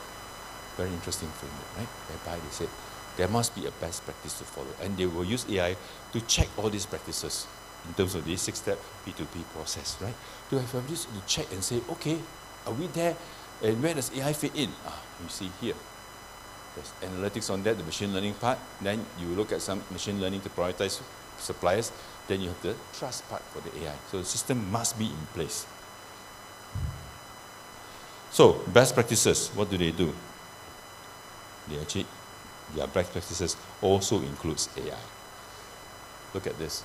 The AI is there. And one of the key things they said, look, in order to overcome the fear, the resistance, the concern, they will train all their researchers and users of AI tools. That means AI literacy becomes absolutely critical, right? You must make sure that everyone who's involved in the whole unit or whole game of procurement, they are all AI literate. And they must be aware of the potential misuse, right? And when do you monitor? That's where they put in. During the project, before ideation phase, means the brainstorming and so on, and even before proceeding with any research development. So, for AI and risk mitigation, they also have a contingency plan in place, a BCP, whereby they look at this and say, okay, what happens if there is an issue, an attack? AI security, AI system is now compromised, right? And look at, for example, some of the bias, how do you read them, how do you check them, how do you detect them, how do you correct those bias, right? Or unbias the bias, if you like, right? And so when do they do that? They also have certain rules to guide to say, when should you look at some of these things for AI misuse, risk mitigation. Right, then they have, this is the one. How do you trust the AI? Right, so they have what we call watermarking. Means the information that comes from AI. Sometimes they will use another technique whereby you can make sure that it's safe and secure, trusted to use, right? So this is where the digital watermarking comes in. Now, challenges for AI adoption for GSK, same like any company. You're not familiar. We are not familiar with the unknown. We get a bit hesitant. Second one is fear of displacement, right? That's a real issue. How do you tell a 50-year-old manager that he is still as good or if not better than the AI system? Then, how do you change people's preference? If I eat rice every day, how do you tell me to eat potatoes? Right? How do you tell? Right? And then how do you improve the trust? It means to show that, look, this AI is fail-safe, but it's not easy because there's a cost involved. Right? So what do? They have all these mitigations, upskilling, workshops, education, sharing. Now, but the good news is that AI will stay. It will stay, it will not disappear. And AI is now being used by this company to look at the ESG part of it. Right? So that's where this is talking about. Okay, very quickly, I won't talk about agentic AI because yesterday I covered a bit of it. I want to talk about the next case study, number 4, before I finish off. So now we go to a different service, a different industry called the social service sector. But also related to the earlier speaker about education. So, they want to set up a course to teach the social service sector how to use AI empowerment for social impact. This again is an SME, no more a big company like GSK. So they realize that, hey, even sectors which are heavy in terms of human touch or heavy on human touch, there's a need for embrace AI skills. Why? Because they see the world changing, right? You can't tell people that the world is changing, I'm happy to stay here. No, you can't do that, right? So the demand is recognized, and that is that the social sector lacks affordable role-specific AI training. So they see an opportunity. But what's the opportunity? Very clear. Putting courses which are, 1, practical, 2, emphasize on the ethics of it, right? So very much like early on the Eton Schoolhouse project. But the intention here was for social impact. So this one here, long story short, they've got 4 courses. And you look at this. First cause is case management, because where they deal with individuals who need help on a social basis, but it's AI for case management. Second one, very important, ethics of it. You can't run away, right? So the education must be done from the start. The understanding must be done from the start, and to make sure that everyone shares the same mindset. And the third one is, how do you share with your user that there's a need and you're better, as good as before, right, by using AI. And the last one is, how is AI improve their service offering? That's important, right, because you want it to improve business and manage the business process better. So the next few slides will talk about the details, where they will then develop this whole curriculum, right, whereby you embed AI into it, very much like your school curriculum here, right? You embed AI, you use AI tools to flag up high-risk case, like fraud detection in the finance sector, right? And then you have AI to write your meeting notes, because you know today meeting notes are very fast. 5 minutes you can produce, right? You have author, you have whatever. You can produce all your notes already. No more handwritten next day or next 2 weeks. Okay, so they did that and they showed, well, this is very good, because then social worker has more time. For ethics, key part here is, right, PDPA, data protection, right? And also the issue again, same thing, bias, right? So we see the word bias happens over and over again. So that's a real research concern, a real practical concern. Module number 3. See, they can't run away. Gen AI, large language models. You look at chatbots, right? And then you make sure your chatbot is understandable, friendly, empathize. It means the chatbot sounds better than the human. Okay? And then module number 4, social impact. This is important. You want to use AI to help you find a conclusion, to help you make your decisions better, right? To improve your performance metrics. So they have all this, and they establish all this, and this is where their game plan, their roadmap was. And the reason why I put in this slide is because I want to highlight to you this, that there is an overarching body called the National Council for Social Services, and their objective was mandated by the government to say that 30% of all these social agencies are supposed to use AI and robotics by next year, 2026.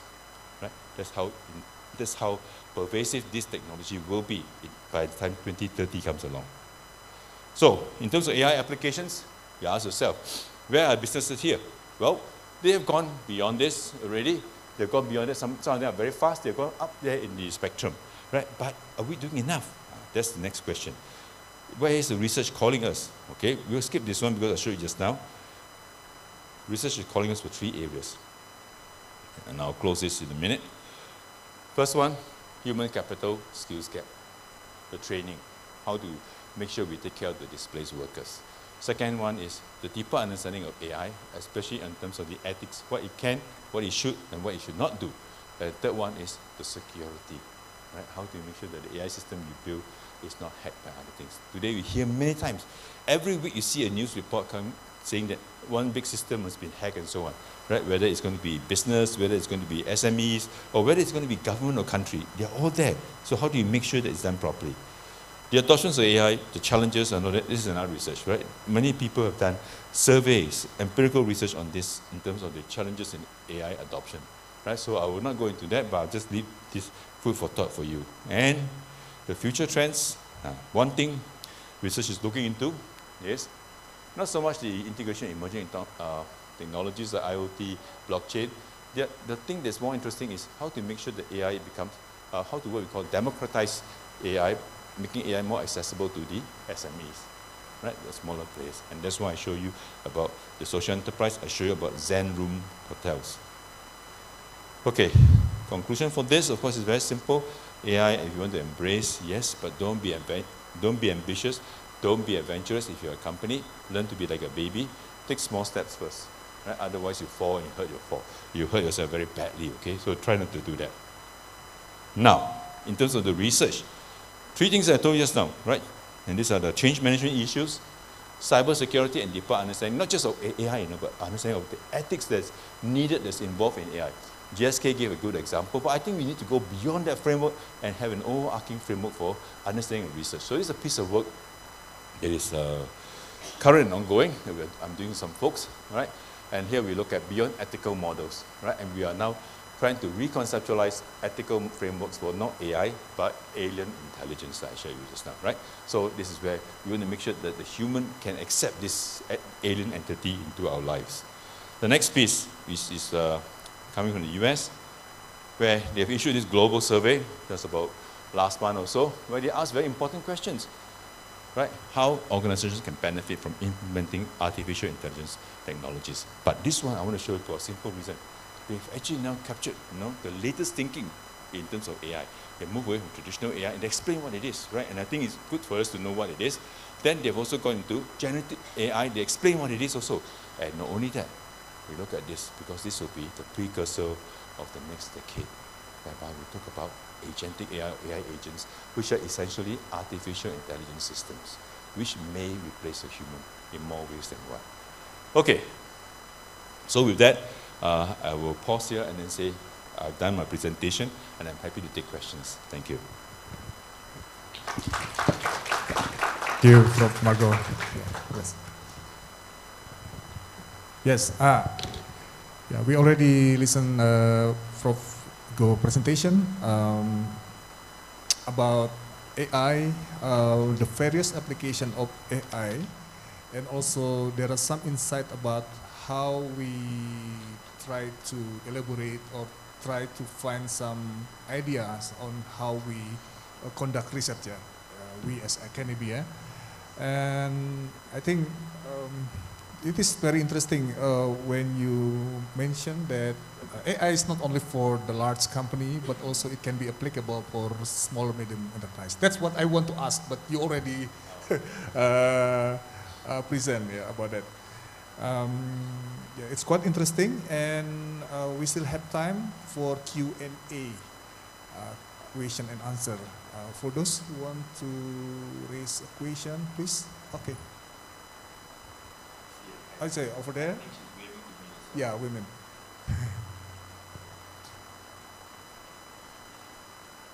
Bella, yeah. My students.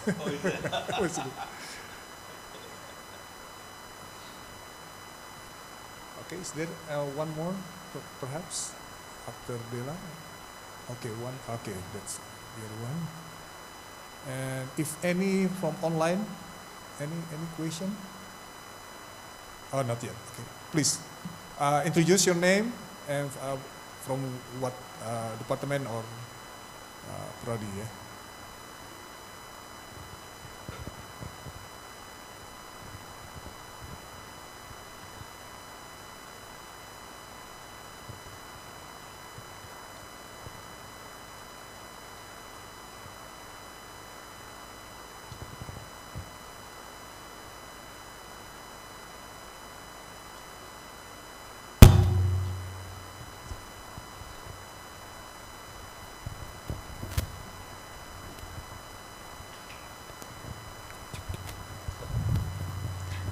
Okay, my name is Radila Delia from Department of Management.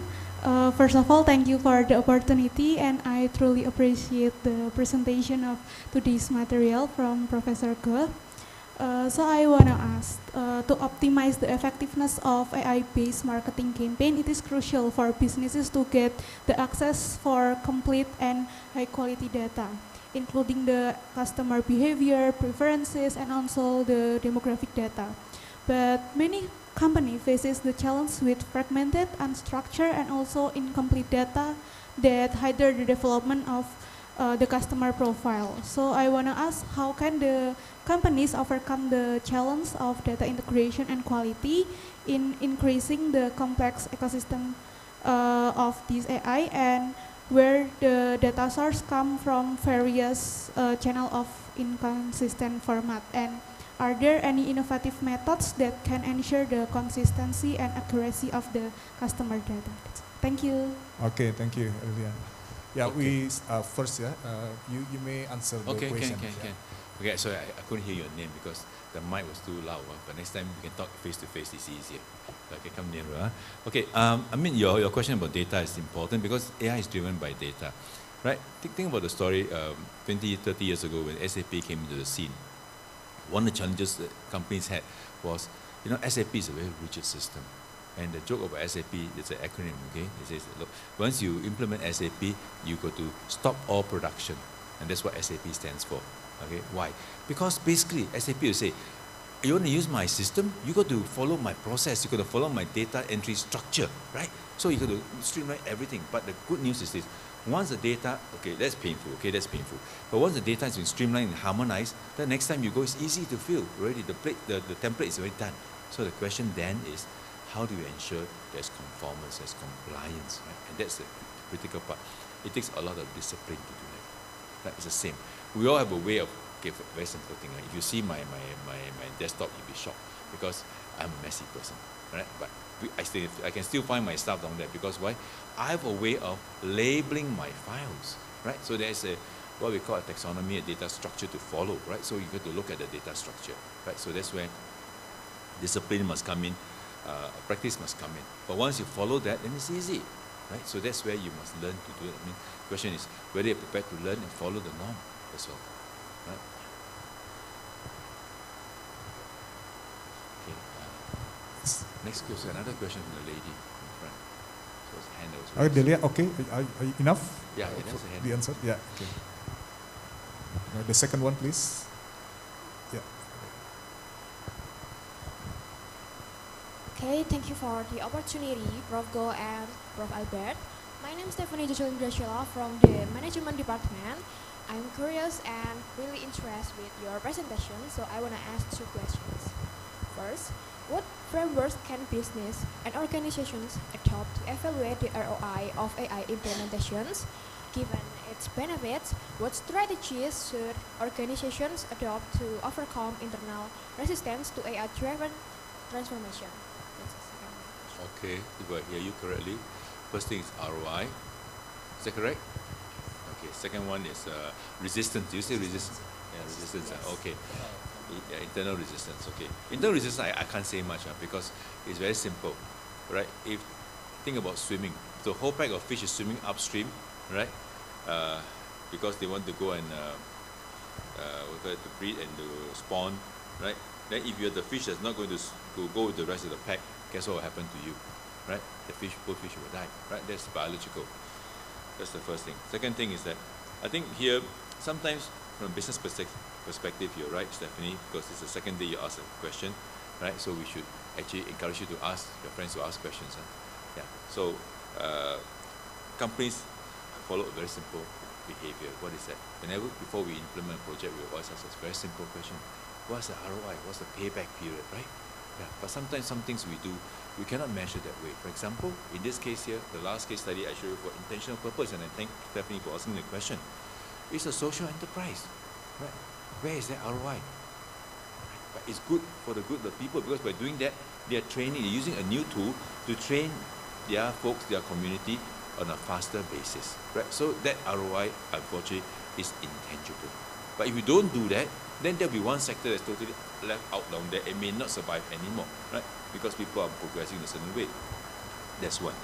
2 is the benefits. Again, if you look at the cases that I talk about, the strategic benefits, the 4 cases I present to you, their benefits are very different, right? Even in the video, the earlier video was a bit of a slow start. You find that the benefits are very different. Sometimes it's benefits for the individual, the poor teacher.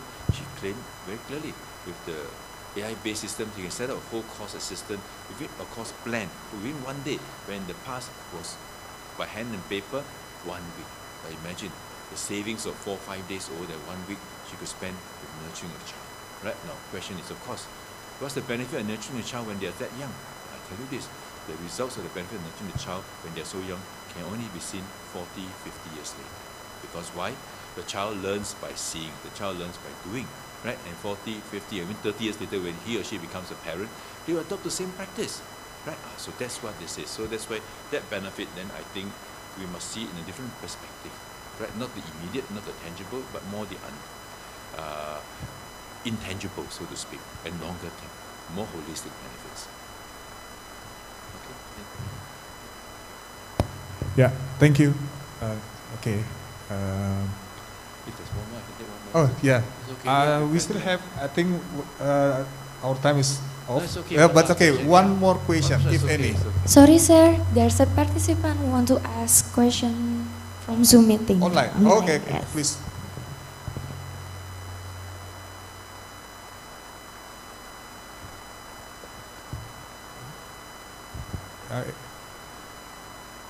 Anybody in Zoom? Yeah, she's on Zoom. She's gone. Can't hear her. Oh yeah, Ibu Rina ya, please, Ibu Rina. Yeah.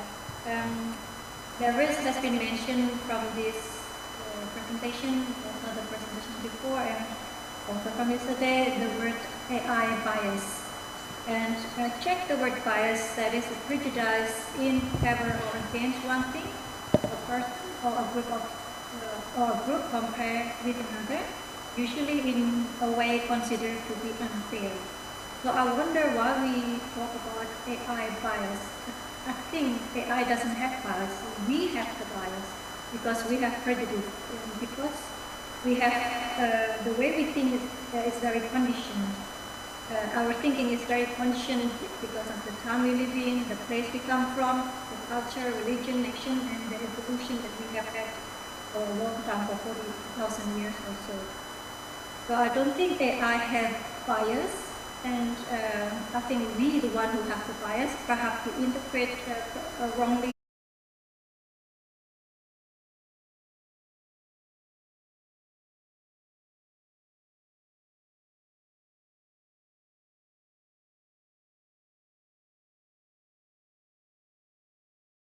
Way to look at bias is this: AI is driven by rules and conditions that are set by the human, for example. So one area of bias that can appear is, for example, if I tell you, look, I only accept students into a system that has got a certain GPA, right, and meets a certain age, and perhaps visually, okay, can see well. Now, what if I get a student who applies, and he's, okay, meets the GPA, okay, he fits the age, but he's visually impaired? Does that mean that he cannot deliver the course? No. The course can still modify a student to go and attend a class, for example. Or you admit a student, okay, attend this course. AI says, okay, he's good enough. But this student forgot to declare that he comes into class on a wheelchair, and the room has got no wheelchair access, so he's stuck again. So these are all kinds of bias that are inside the system. But why? Because it's all rules that are set, right, that can create the bias. And so here we must be fair and say that, look, at the end of the day, there are still some cases which are the false negatives we should look into, and also be careful of omitting the false positives, because sometimes we think that they are the best students for the candidate, but they may not score at the end. They may not be a good person at the end of the day, right? Because they are not the intended candidate, because they only look good on certain parts of the so-called spectrum in terms of qualification, right? But in terms of delivery and through the whole journey of the course, he may fail to deliver. So these are again false positives and false negatives. So that's where the bias must come. Sorry, not the bias, but we must treat the bias carefully and make sure that there's fairness in all. So in any system they put into place, there must be some form of human oversight, right? And unfortunately, this part here, it needs a lot more human judgment. That's this, I think, the common take in most of these handling of AI systems.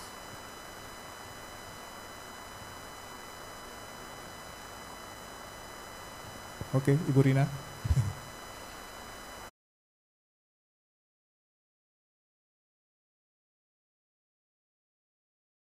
Yeah, I think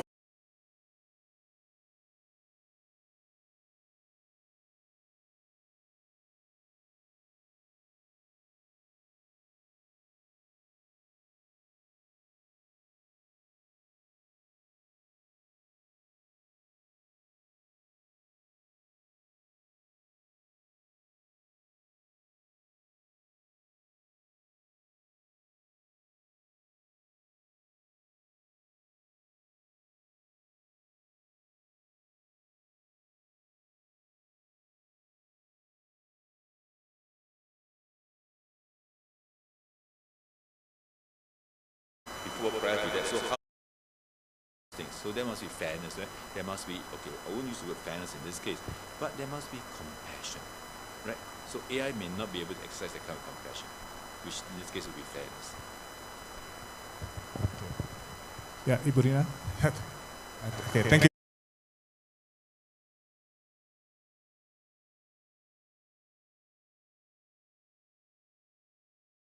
Oh, it's the lady at the back that can show the offending number. Okay, one last question, if any. Otherwise, we can end up our session today. Yeah, the last one, yeah, please. Please come forward.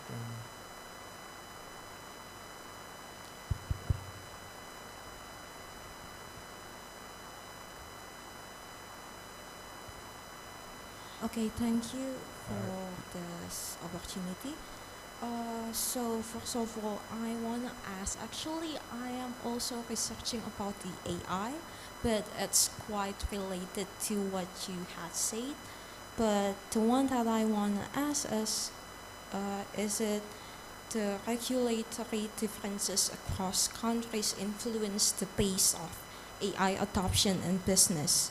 And how do you see the role of business managers evolving as they navigate innovations under these legal and ethical constraints? As you know, in Singapore there is PDPA law, and then in Indonesia there is PDP law, like the Data Protection Law Acts. So I want to see your perspective in that one. Thank you. Okay, but this is a good question, but a lot of this is to do with regulations and compliance issues, right? And government is very clear because, you know, why when they put in PDPA? Because in as much as you can put data into a system, someone can also take out data, can hack into it, right? And once you hack, you can abuse the data. So that's why the abuse of AI or the misuse of AI becomes a real issue. That's why I showed one case study whereby this company has a framework also to handle AI misuse, because they know whoever handles data, they have access to it. And how do you ensure that the person who handles data, he's not going to use the data for his own benefit, isn't it? So that's something that you want to trust the individual. Sometimes the honor system that we all believe in impose on ourselves, I think it's useful, right? But somehow we could educate the human to say that, look, if you want the world to work better, you also must do your part. And that the part is very simple, not to cheat, right? Not to abuse the data, right?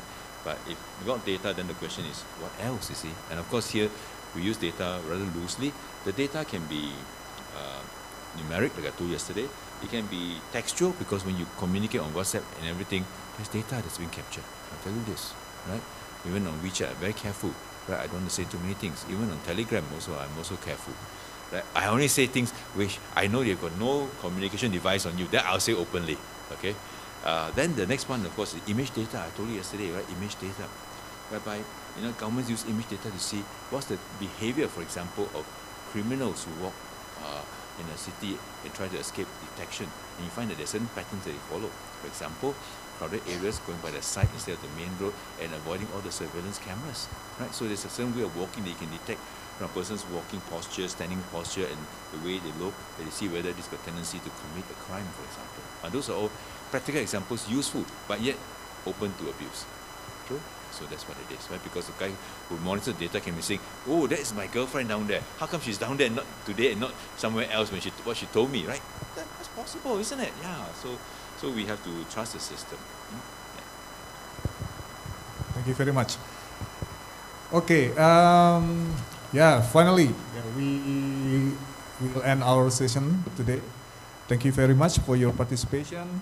Hope that our session can be beneficial for us, give us some insight about how we make use of AI wisely, and also the emphasis on ethical aspect also become critical for us. How we can make use of AI not only for our self-interest but also can be beneficial for our society. I think this is very important for us. Yeah, let us give applause again, one more, to Prof. Marco, and we end our session. Thank you very much for your participation. I will give it back to Master of Ceremony.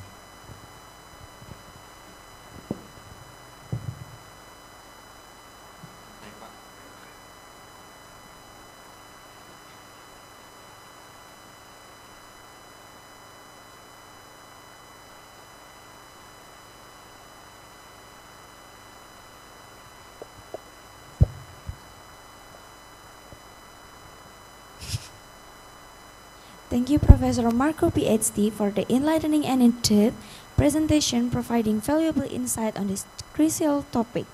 And our deepest appreciation also goes to Professor Albert Christian, PhD, for moderating the session so thoughtfully and insightfully. We would like to invite Professor Marco to receive a token of appreciation, which will be presented by Dr. Roni Prabowo, SAMCom AKT, PhD, Vice Dean of the Faculty of Economics and Business.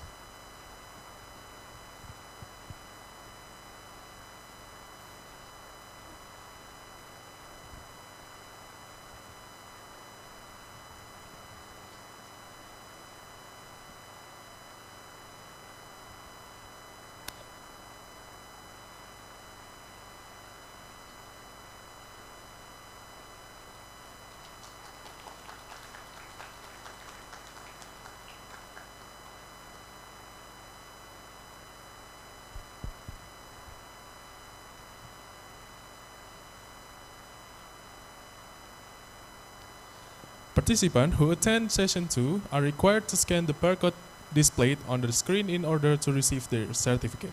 You have 3 minutes to complete the process.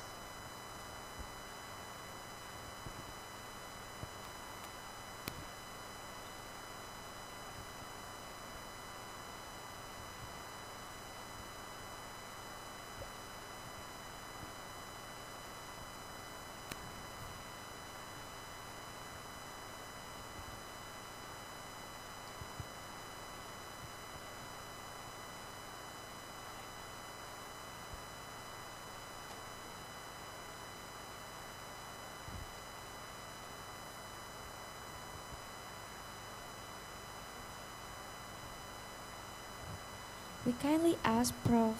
Marco PhD, Prof. Albert, and Dr. Roni to step down from the stage so we can document this moment with participants. All of the speaker, okay.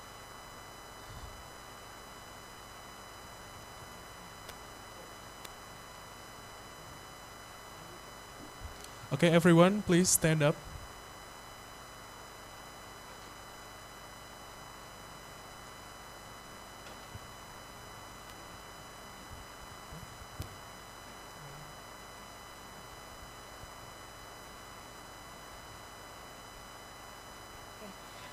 Okay, everyone, ready? 1, 2, 3, cheers. Okay, once again. Okay, 1, 2, 3, cheers. Okay, thank you. Okay, thank you. And for participants who have registered for the third session, re-registration is mandatory near the entrance. So please kindly approach the entrance to re-register with our team before the next session begin. Thank you, everyone.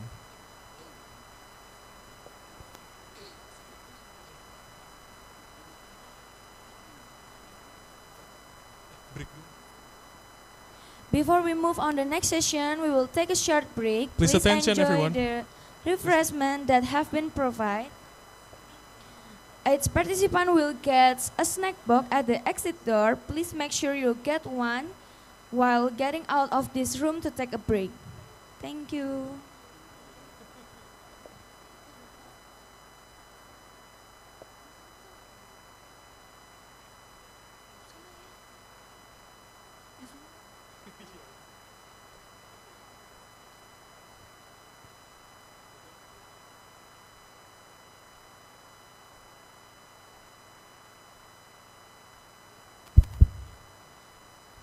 Break.